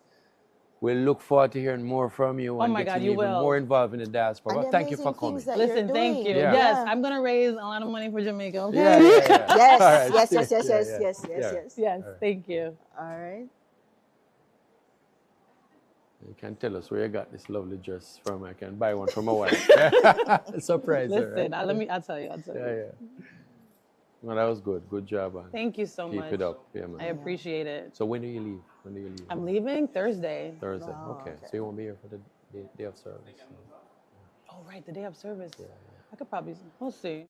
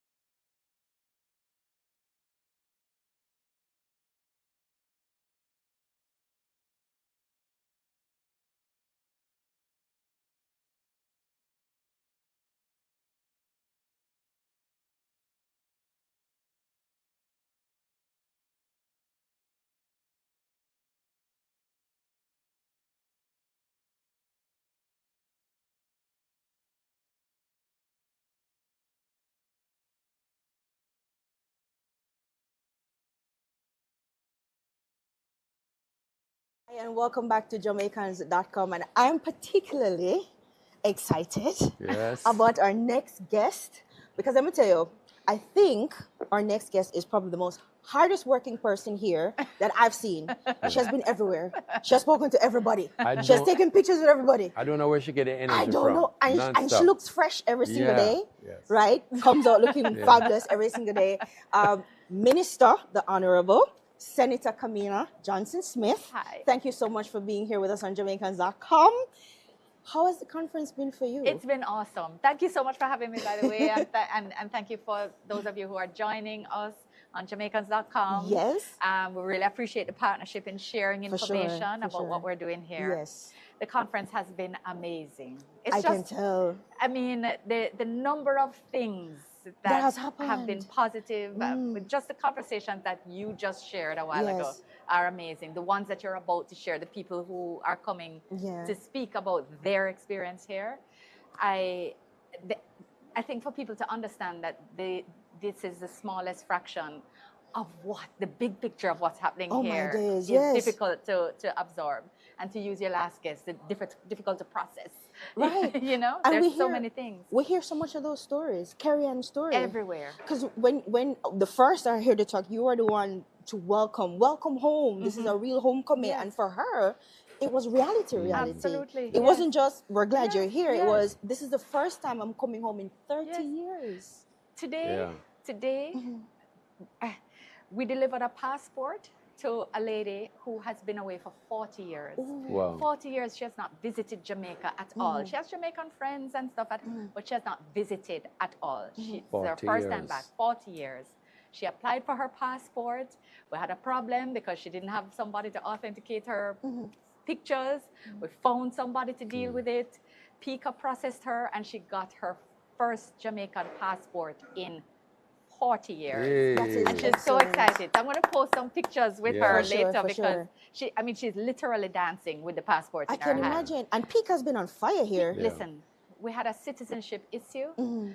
A gentleman whose daughter had her passport stolen from her in a Central American country 20 years ago. 20 years ago. And they've been trying to solve it with her having health issues and a number of very difficult situations. And we have put him in touch with someone at PICA.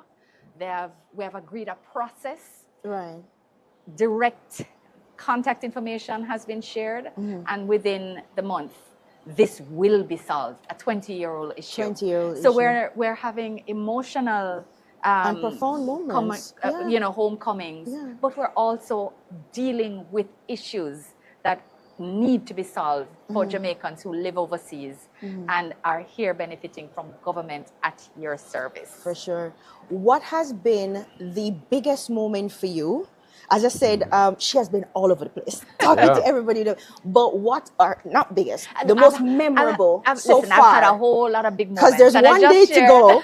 But what has been so far the most memorable moment for you? PM speech today. Yeah, it was very good. PM speech today. PM was very good. Very touching. PM shared not only the facts about the transformational work that is taking place, which is very important for our diasporans who have left 20, 30, 40 years ago, not so much in touch, maybe seeing some of, the disinformation, misinformation on social media, or not really connected, and therefore still carrying in their heads a 40-year-old or a 30-year-old, 20-year-old image of Jamaica. Even a 10-year-old image of Jamaica is an old image of Jamaica. For sure. Based on what is being done. He shared the work.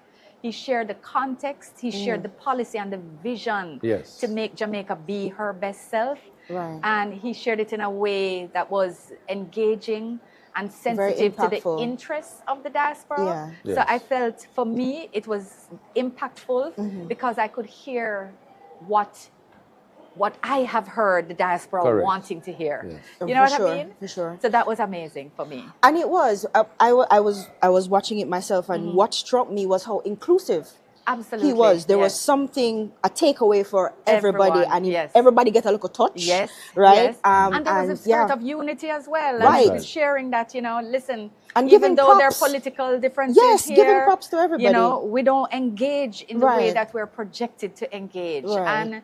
And so Mr. Golding was present as well, of course. And, PM demonstrated very much that this perception of and the aggression that people like to foment in social media, that is not the reality of how we live here. Right. It's not the reality of how we engage. So we can do better, we should do better, and we can encourage people to do better by example. For sure. So that for me, the entire, at every level for me, that was impactful. For sure.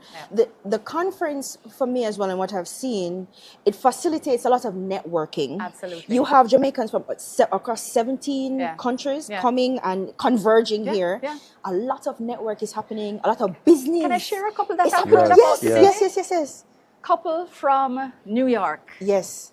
They're in construction. He's an architect. He's been around for a while in the business, now deciding to buy land and invest in Jamaica. They bought land, 25 acres in Clarendon. We will hear more about it because they're serious and they're on their process.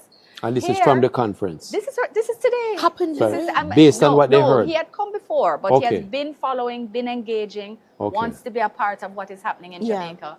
Has taken a decision that now they will invest 25 acres. Building land has a sustainability concept. Met a delegate from South Africa who is here talking about his new sustainable product built from hemp and limestone, a new building technology, hemp and limestone. So he made this connection here right at the conference. They have just met and they are now like, wow. They're walking everywhere to they say, so we're responsible for him now because we are now working together on this project. And there's another, I mean, just amazing. So many stories. Another one with a gentleman who does community projects to uplift children who are victims of trauma. And he has met with a lady who teaches a curriculum in dealing with trauma and counseling and how you do psychosocial interventions. Wow. So they have connected now and are looking at how she can support his projects. So amazing. It's amazing. And you know what's interesting about that? We had an interview with Minister Biennial, and we're sitting at the Ministry of Industry, Investment and Commerce booth. Thank you, Minister of Economic Zone Industry, Authority. Investment and Commerce. Thank you for lending us your fabulous booth. But in that interview, Minister Biennial spoke about coming back, investing, buying land, right? So People we are see doing this it. playing People are out doing it. every day at People the are doing conference. And then, so these are I call them newbies because these are all first-time attendees, right? But then we have the ones, our diehards, diasporans from a long time. This scarf was gifted to me by Mrs. Beverly Lindsay of the Association of Jamaican Nationals in Birmingham. Wow. Wow, UK. They started this organization with her first £100 to give Jamaica support to recover from Gilbert. 1988. That's decades. The organization was started to help fundraise for Jamaica to recover from Gilbert. With her first £100. And she put in the first £100. Wow. Created an organization, and she's still here. It's still she's going. still coming to conference. That's excellent. And so, you know, I was so happy to wear this today. She's here. Right. You notice the colors. And it goes well. Thank you very much. Yeah, that's right. So to say that we have full circle people, those who have been with us forever and those who are just starting their journey. And all of the energy, it's all centered around love for Jamaica. And that's the connecting factor. And what's not to celebrate about that? In this conference, youth features heavily in this conference because we can't talk about developing Jamaica and, you know, getting Jamaica to where she needs to be without talking about youth. Yes. So why was that such a major feature for this conference? Because we see a lot of young people. Asha was just here. Yeah. So why is that such a Because we major... get it. We get it. You understand. We get that young people are not only our future, they are our now. It's not just words for us. We have to be intentional about it. Right. It's why we determined to create a Global Jamaica Youth Council as well as the Senior Council so that they're not an adjunct. They have their own agency to make sure that the things they want to do, the things they think are important, are put to the front. It's why we ensured they had a plenary, their own plenary in the major room. And it's why, on the big stage. Yeah, absolutely. And it's why we brought in youth leaders from about 5 national youth organizations, or tertiary students, secondary students, Prefects Association, or National Youth Advisory Council, our youth parliamentarians, so that they too can understand the connection and they can now build on that, engaging with our youth council. And they were well represented here. Because they have the energy and the ideas to change, and they have the way to sort of get rid of some of the baggage and build afresh, build the Jamaica that we really want to see. For sure. Yeah. Minister, one final, before you go. Of course. Tomorrow's the finale, the grand finale. Yes. What can we expect for day 3 final day of the Diaspora Conference? Well, we have the Governor General's Award, where he is in the spirit of mutuality, because remember, we're not only here as takers, we're here about mutuality. Reciprocity. Right, and this is why There you wealth go. creation and not sending barrel, this is about mutuality. But his awards will celebrate diasporans who do great work in their communities. For sure. So it's not only about what they do here, they're community leaders and community servants Where they in are, their yeah. country of residence. We also have the 2 portals that we're going to launch, the Jamaica Diaspora Engagement Model, which is an investment portal for diasporans. They've been asking for it for years. How can we get the information directly curated for us and about services for them? And a registration portal that will allow them to share information for networking. How do we find each other? How do we support each other? Oh, How I do love we that build one, each other? yes. Yeah, this is the thing. So that's community. Yes. So we, the government of Jamaica, are doing these things to support diaspora engagement, diaspora growth, diaspora wealth creation, and we're doing it working with the International Organization for Migration and the Inter-American Development Bank, the IDB, as well as the EU, who have seen the work that we're doing and are working with us to do more. Amazing. Excellent. Thank you so much for talking to us No, thank you today. for And having me. congratulations. Yes. Congrats. This has been an Yes, amazing yes. few days. It is because we Yes. have an amazing team. For sure, Ministry of for Foreign sure. Affairs and Foreign Trade. Yes, The big up on best yourself. team, the best team Yes. ever. Right, Minister of State, Permanent Secretary, all our undersecretaries, all our protocol people, Yes. everyone has been working. We have people from accounts here Yes. doing registration. So Awesome. everybody, is all hands on deck. Full And it teamwork. has been a Yeah. fabulous event. Thank you so much, Thank you so Minister. much, and thank you for your partnership. Thank you so much. We'll Appreciate be Congrats, right Minister. Thank you. back. Thank you. Mr. Just to say. Did I also not mention our great consuls general? Ah. And by the way, the number of people.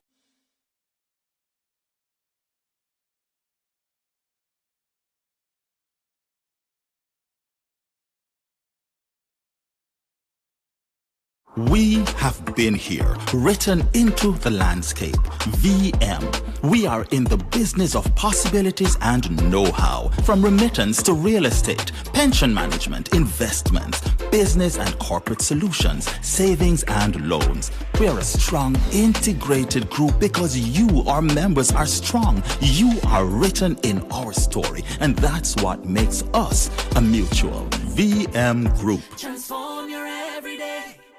This June 16 to 19 will be a momentous homecoming at the 10th Biennial Jamaica Diaspora Conference. Immerse yourself in the conference and take advantage of the government at your service feature. Access express services to get your passport, driver's license, NHT returns, TRN, and so much more. It all happens on the spot. Register today and learn more at diasporaconferenceja.eventbrite.com. Sponsored by JN Group, VM Group, and Grace Kennedy. A message from the Ministry of Foreign Affairs and Foreign Trade.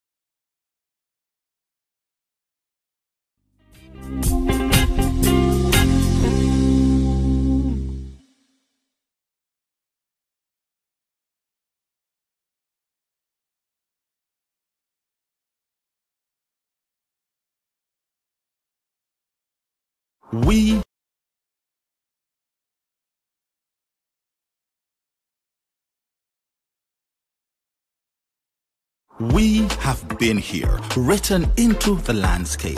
VM. We are in the business of possibilities and know-how, from remittance to real estate, pension management, investments, business and corporate solutions, savings and loans. We are a strong, integrated group because you, our members, are strong. You are written in our story, and that's what makes us a mutual. VM Group. Transform your everyday. All right, in the cameras. Yeah. And we're looking at you always, right? Not the camera. The camera. And we are back. Thank you for staying with Jamaicans.com. My name is Katie Francis, editor-in-chief, and this is our Riverside wrap-up on day 2. We're at the end of day 2. That's right. Of the 10th Biennial Jamaica Diaspora Conference, and I'm here with my co-host, Consul General for the Southern United States, Mr. Popularity himself. Everybody love him. Everybody love it. He's been the most popular person today. Everybody is like, Oliver! It's amazing to see. Yes. But we've had persons here from over 17 countries. Jamaicans just converging. Yeah. And one of the delegation is from Ghana. Yeah. And we have the delegation here. Yes. So Miss Lakeisha Ford and Derek Kobina, and you are the president and the vice president of the Ghana-Jamaica Chamber of Commerce. Wow. Welcome. Welcome. That's amazing, isn't it? Thank you very much. All the way from Ghana. So tell us about the Chamber of Commerce. Thanks for having us. Yeah, so the Ghana-Jamaica Chamber of Commerce is fairly new. It was set up last year, December. As a result, we found out that there's a lot of similarities between Ghana and Jamaica. The food, the culture, and everything. And I think most Jamaicans see themselves actually coming from Ghana. So, but we've never had a chamber or anything formal in terms of trade and businesses. So the idea is to help facilitate trade between Ghana and Jamaica, just like any other chamber. Awesome. So of course, there's a big thrust right now for us to connect more with our roots and trying to connect more with Africa. Lots of Jamaicans have originated either from Ghana or Sierra Leone, and there's been a lot of talk of getting a flight, a direct flight from Africa to Jamaica. What is your vision of the connection between Ghana and Jamaica? Yeah, so at the moment, as a chamber, we have one of our new members, Malaika Air, that we are working with them, and they are hoping that towards the end of the last quarter, there will be a direct flight from Accra to Kingston or Montego Bay. So that's something that we are working as a chamber with other partners as well, and hopefully towards the end as well, we are looking at having our first ever Ghana-Jamaica Investment Summit, where we are looking at bringing 50 of our CEOs to Jamaica for the very first time. Excellent. That's so excellent. great. So how did it start, the whole the association? So, I'll let Lakeisha say a few words as well, but I'm a golfer and I love playing golf. Okay. So I happened to be on a golf course with the Honorary Council for Jamaica at the time, and we had a discussion proud to my previous knowledge by helping to set up the UK-Ghana Chamber of Commerce. So he inquired and he was like, I think it would be good for us to obviously do something similar with Jamaica. At the time, I had never been to Jamaica before in my life. So I took a trip down to Jamaica. I was in Kingston for a couple of days. I went back. I had a chance to play on a few of your amazing golf courses. And I was like, I think we need to do this. So there's a golf connection. It's a golf connection. And Lakeisha, I'll let you. Yeah, so honestly, the Chamber of Commerce has been a long time coming. It culminated on the golf course. However, both of our paths converged because I've been in Ghana for 10 years. Yes. You live there? Yes, I live in Ghana. But you're born in Jamaica? I'm born in America, but to Jamaican parents. Okay. Yes, Okay. so Jamaican American, but I've been living in Ghana for 10 years. And I saw that there was essentially a gap. Of course, being Jamaican, coming home, and also living in Ghana, I realized that Jamaica's solutions, the solutions to Jamaica's problems is in Ghana. But we don't know it. So as someone who literally lives between both places, I thought we needed to, get the gap closed. Yeah. So I started a platform that looked at the business opportunities between Ghana and Jamaica. And I worked directly with the Jamaican consulate in Ghana, and he was a part of my projects. So I think in him seeing some of my work, when it was time to set up the Chamber of Commerce, they said, it's like Ropi Nakisha. We have the Jamaican that's perfect to link with the Ghanaian to do the the Ghana-Jamaica Chamber of Commerce. hear the accent still there. Yeah. You know, get it from the parents. Yes. Of course. So really, the Ghana-Jamaica Chamber of Commerce, the time is ripe for it. You know, we talk about our cultural connections, but I always say when we speak about our connection, history and culture is at the center, but what's the future of that? What are we doing for business and investment? Where are the structures? And really, the Ghana-Jamaica Chamber of Commerce is here to answer that question. You're leading a charge. You're leading a charge on What that. what are some of the opportunities that you have seen already? Because you say the solutions lie in Ghana. Yes. That's interesting. Exactly. That's a profound statement, A profound actually. statement. Yes. Yeah. Because we typically, in Jamaica, we look to the north. The US. We look to North America, to Canada, to UK. Yes.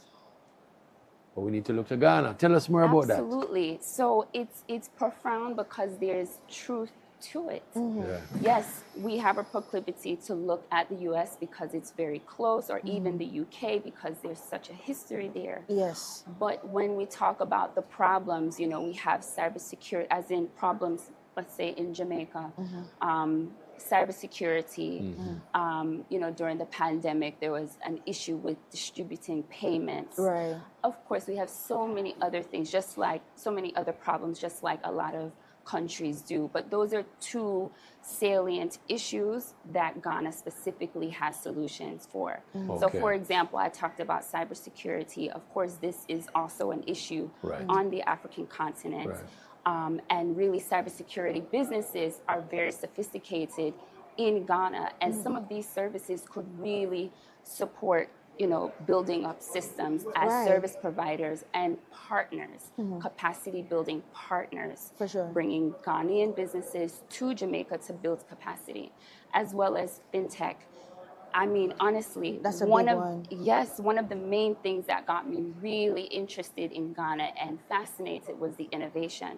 Right. I mean, they were talking artificial intelligence, building chatbots in 2015. Wow. Yeah. Yes. Wow. Like 18, 19-year-olds, you know, Wow. so they've always been a little bit ahead of their time. Right, Nice. because So- we think tech, we think Silicon Valley, Correct. right? Exactly. Correct. Again. But across the continent of Africa, we Right. have seen a lot of really big innovations Innovative coming solutions. out. So, and technology is a big part of Jamaican, you know, or move forward, Right. And you know, the minister just now talked about getting Jamaica to where it needs to be, and technology is going to play a major role in doing that. So, if our brothers and sisters in Correct. Ghana Right. doing the thing, Yeah. we need them to come here to help us do the thing, So right? specifically in terms of fintech, I mean, across the African continent, there's a solution called mobile money. Right. And this is a payment platform or even payment system that is USSD focused. Right. So the banked and unbanked can, you know, enjoy the fruits of fast payments. Right. This is Excellent. something Ghana and East Africa has been doing for the past, let's say, like 20 years. Yeah. Yes. These are some of the solutions that I would love to see propagate in Yeah. the Caribbean, but most specifically Jamaica. Back home. I mean, there's also the trade aspect with Jamaica being a maritime point. Like, there's so many So many things that we can possibilities. So many opportunities and Exactly. possibilities. And for You me, know- to add to that, one of the key areas is infrastructure. Yeah. I mean, Oh, a for lot sure. of Ghanaians and Digital Africans- infrastructure, physical Physical infrastructure. infrastructure, because there's a lot of Ghanaians and Nigerians that are investing, they are buying properties in Dubai, in London and everything, and we want to bring these people Bring it here. here, We feel like, yes. I mean, I drive around and I see beautiful places in Montego Bay and Kingston, and I want my African brothers to come here come and invest right here in Invest here, and Jamaica. get for properties sure. here in Jamaica. Yeah. That's one of the Right. key areas that I'm looking at as well. Bring the money, come. Yes. Bring the money. There's one of my favorite artists of all times is Lucky Dube. Lucky Dube, Oh, yes, from He has Ghana. a song that says, I'm going back to my roots. yes, yes, Oh. yes, yes. And I just hear this in the conversation, going back to our roots. For sure. Yes, yes. And I want to, how has the conference been for you both? Oh my gosh. It's been amazing. I mean, but for me, I think it's been a real experience. I mean, this is the first time I'm attending a conference like this Yes. in Jamaica. We had similar ones in the UK, in the US, but for me, I think the organizer did an amazing job. Yeah. And For they deserve sure. a round of applause. I mean, Right, it's yes, amazing. yes. And thanks to everybody. And I'm going back to Ghana to say, wow, I mean, Jamaicans are up there. Them We go need on with to- we need to themselves. look Yeah. at Go on them. with themselves. We need to look Go at on with them. themselves. But Yes. you see, it's in the blood Yes. because Yeah. you are like That's us, right. you're like Ghanaians. Yes. Of so course. it's in the blood. So Yes. I know where you guys get it from. You get it from us. That's Of right. course, Yes. of course, of Well, course. definitely, look. as a Jamaican, I mean, I'm so proud, and especially this is our first delegation as as a chamber, and as well as with the honorary council's office, to say this is what Jamaica is doing, and the strength really to bring the entire diaspora together Yeah. with substantive conversations and opportunities. I'm impressed, but also inspired, because it's not just about talking, but there's also execution. I've gotten into some really great conversations in terms of, you know, challenging the thought of what does it mean to have a Ghana-Jamaica Chamber of Commerce, and really speaking to or hearing people talk about what their issues are and what their focus is. It also sharpens us and prepares us for actually serving the market for what we said we will do. So what I'm hearing is conversations. Yes. Connections. Cultural roots. And then action taking place. So it's not just talk. And then I'm going to bring them money. You bring in investors. And that's our tagline. Access, connect, and money. Trade. Act. There you Access, go. connect, and trade. Trade. I like that. I like act. And you know, in Jamaica, we love a good acronym. Permission to use that. That is absolutely fabulous. Thank you guys so much for doing it here. So as you heard, we do it big in Jamaica. We do it in style. That's right. Because the convention center is fabulous. That's it's a fabulous facility. And so I'm not surprised you were impressed. It's a fabulous facility. It's a fabulous event. Thank you guys so much for being here. And listen, you have inspired me to do one thing. I'm going to You're go. not going to sing? No, I'm going to go pick up a golf. Take a golf. Get ready. Golf. Get ready for the investment forum. Yeah, for the next one. But listen, thank you so much for coming. Thank you. Yeah. Are we happy about this partnership? Because we're serious about connecting more with Africa. With the so this is very important that you are here. You're part of the process. And we'll work together. We'll keep the connection going. I'm looking forward to hear more about the Ghana-Jamaica Chamber. Absolutely. Thank you guys so much. Thank you. All right, guys. We're going to take another break, and then we'll be right back. Thank you. All right.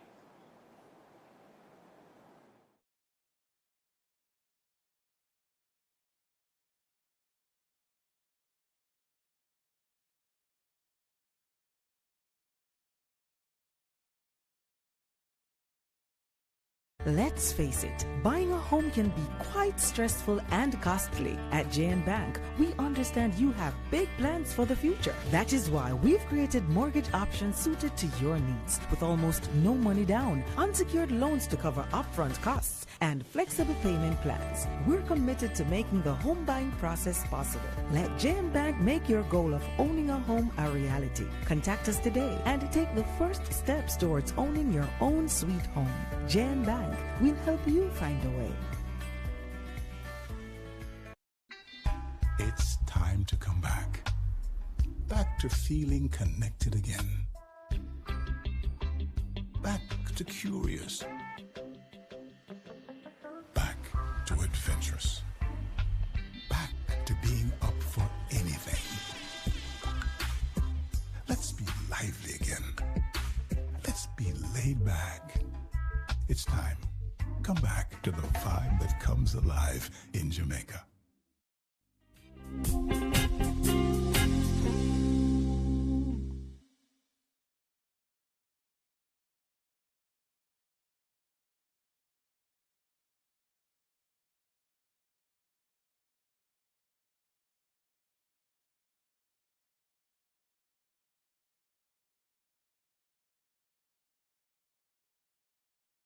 Let's face it, buying a home can be quite stressful and costly. At JANAAC, we understand you have big plans for the future. That is why we've created mortgage options suited to your needs, with almost no money down, unsecured loans to cover upfront costs, and flexible payment plans. We're committed to making the home buying process possible. Let JANAAC make your goal of owning a home a reality. Contact us today and take the first steps towards owning your own sweet home. JANAAC will help you find a way.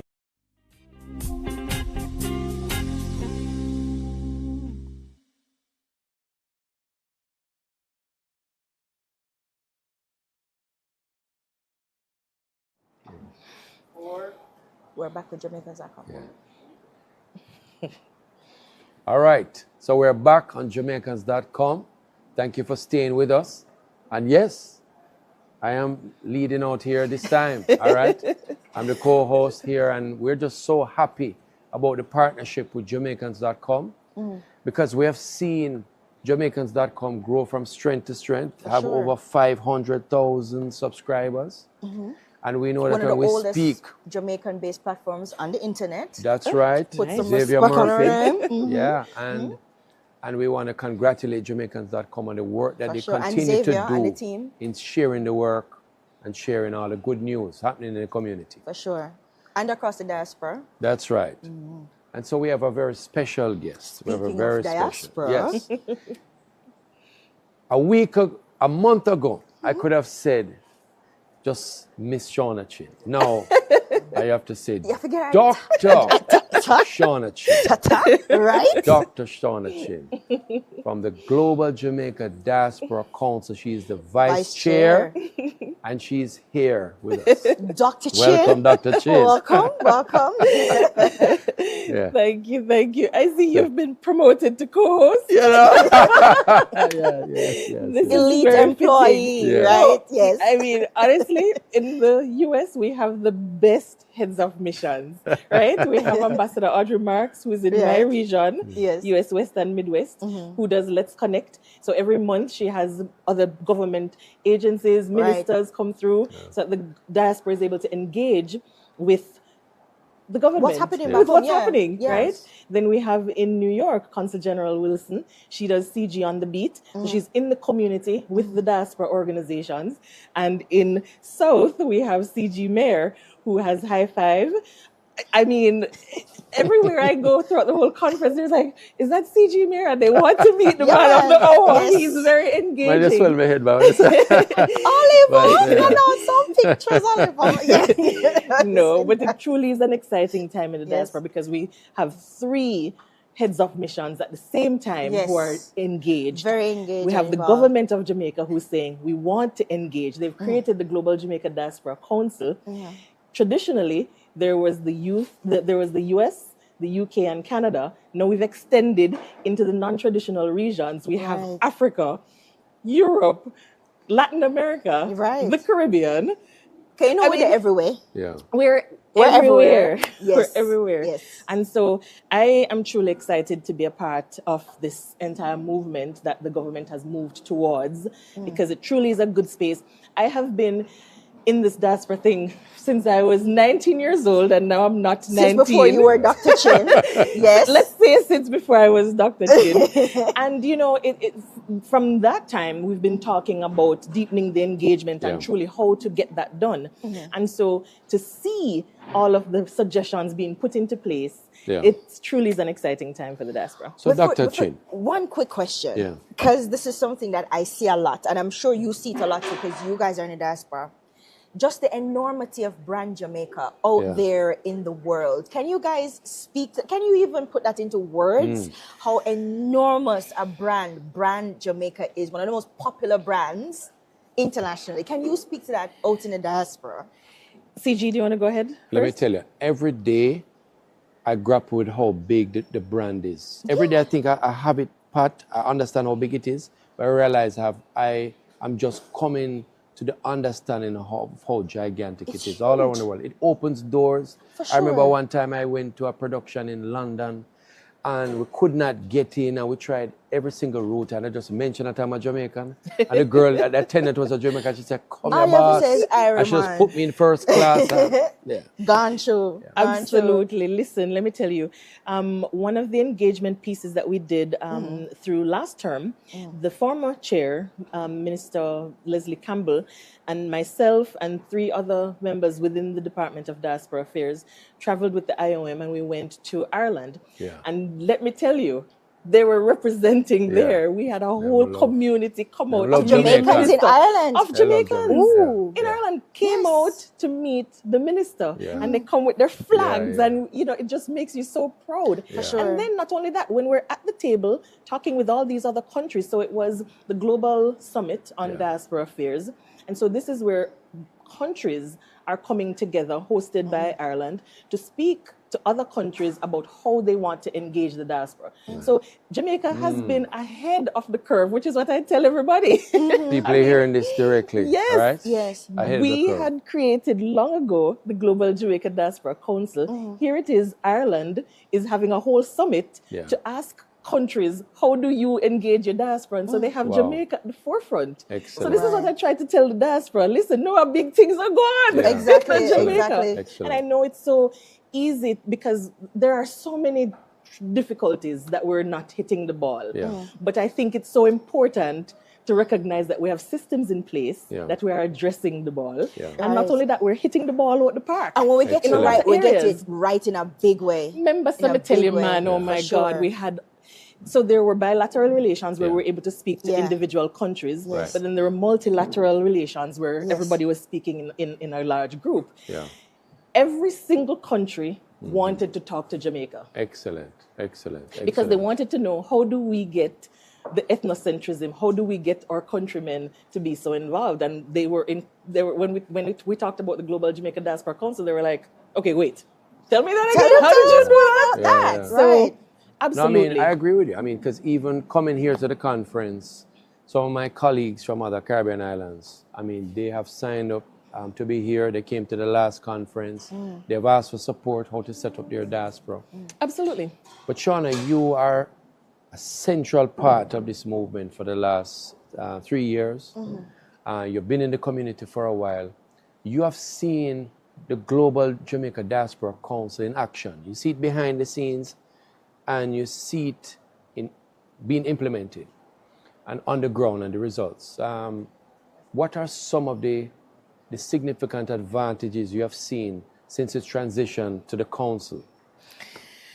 Well, now that we have the non-traditional regions, an advantage to me is that now you have eyes and ears on the ground that are able to open Jamaica to opportunities that previously didn't exist, that people didn't even know existed prior, right? So like I talked about earlier, we have a representative from the Latin America, and we have, right after conference, we're hitting the deck with the regional conference coming out of Latin America. One of the things that regional member is trying to do is to increase trade and investment.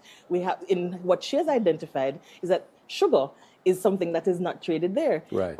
Jamaican sugar specifically. So she's like, oh, we can do that. So that would not have happened unless we had those eyes and ears on the ground. That would have not happened if we did not have, if we had not extended the Diaspora Council into these non-traditional regions. So I'm telling you, it was truly a foresight of the government to say, okay, let us expand, because Jamaicans are everywhere, right? And so I get so excited when I talk about the council, when I talk about my team, because they are incredible people who are doing such amazing work. I talk about Dr. Larty all the time because she's the representative in Europe.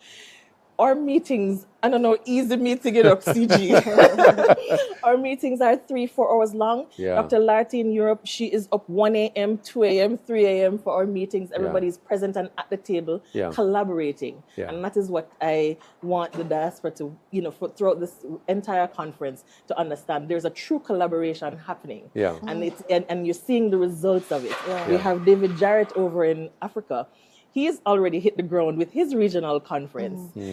So such exciting things happening with really tangible advantages that we're able to see. And I'm just really incredibly proud. What would you like to see come out of this diaspora conference? I mean, you have a lot of, most council members have come for the conference. Correct. Both the youth and the council. We're heavily represented. Heavily represented, congrats. What would you like to see come out of this engagement or the conference? The most important things that we want as the council to come out of the conference is for the diaspora to understand that there's a true collaboration happening. And it's not just in Jamaica or thinking about Jamaica in one. So it's not just a government thing. It's not a government thing, it's a Jamaican thing. Yes. Good. Right? And most importantly, it is where Jamaica sits in the global stage. It's not just about us in our box. It's about where Jamaica sits on the global stage.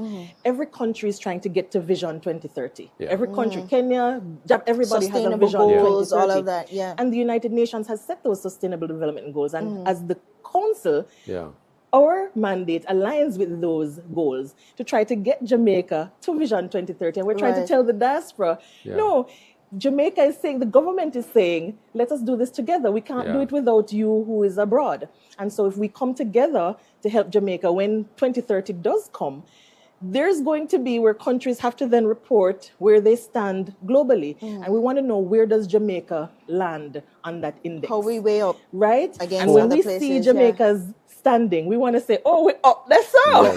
Right? Yes. And we want to know that we did it together. Excellent. That's important. Right. And so our 4 2030 goals R.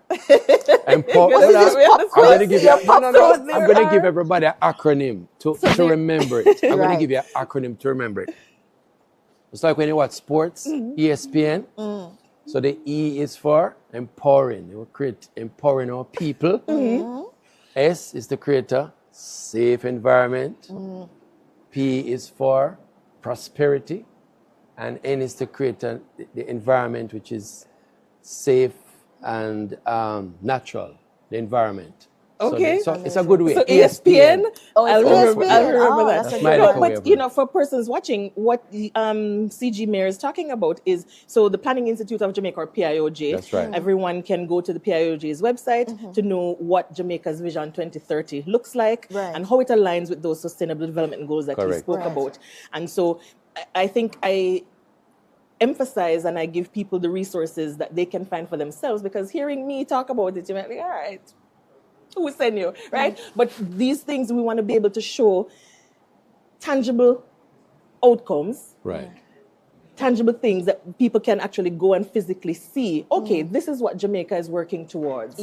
So that way, most importantly, they can then identify on these goals where they fit. That's right. And we're not just paying lip service to it either. Absolutely. No. It's not just talk. There's actual work on the ground happening, and we can see the results. And that is what I really hope that we get to emphasize at this conference. I want to congratulate the 28 member team. We're a 30-member team. 30-member team. And I should say, because I have to big up my secretariat team. Yeah. So outside of we have elected members, right? And then we also have appointed members in different sectors, right? And tell us some of the sectors that are so represented. There is education, right, and health, right, citizen security, of course. Those are three major ones. Right. But we also have development, right. Elizabeth Mulling-Smith, she's out of the UK. We have Peter Edwards, who is our environment sector member. He's out of Washington, D.C. He is actually hitting the road. As a matter of fact, 2 weeks ago, he met up with our minister, just because he's also working within climate change, and he's a mover and shaker, and he was able to meet up with her just separately. So these persons who are appointed, and something. They're actually very adept, experts in their field, appointed to the council on merit, and they work hard every day. Literally every day we talk. We have a group chat every morning. I'm either checking in to find out what's happening, in the news. I give them updates and say, okay, this is what you need to know what's happening in the region, so we can issue the information out to within our regions. I mean, everybody stays engaged. It's a lot of work, and that's what I emphasize to other people. I get so excited about my team because we can hear the passion. And listen, Shauna, we've worked with you, and you are big on collaborations, you're big on partnership, you're big on Jamaica, you're big on all of us working together. And I want to thank you for your leadership. Dr. Chin. Dr. Chin. We're going to throw that in every chance again. Dr. Chin. Thank you for your work. Thank you so much. For the work of the council. And we look forward to tomorrow. Yes. For our session. And look forward to continuing the work together. So, big up. Amazing. Yeah.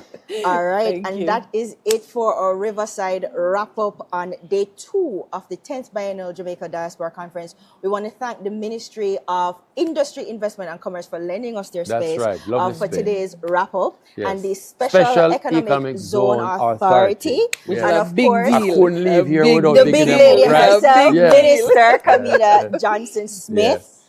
For her hard work, and of course, Minister of State, Minister Terry Long, right, who has also been working very hard. Yes, today was another exciting day, and tomorrow is our finale, our grand finale, right? We're expecting a lot to happen tomorrow. So if you have not been tuning in to the live stream from JIS find it. It has been fabulous. We've seen everything that's been happening, and there's a lot happening. Thank you so much for being with Jamaicans.com again today. I want to also thank every participant who has come here, who was invested in coming into the conference. Flying. Absolutely. Big up. Yeah. We love you. We appreciate you taking the time.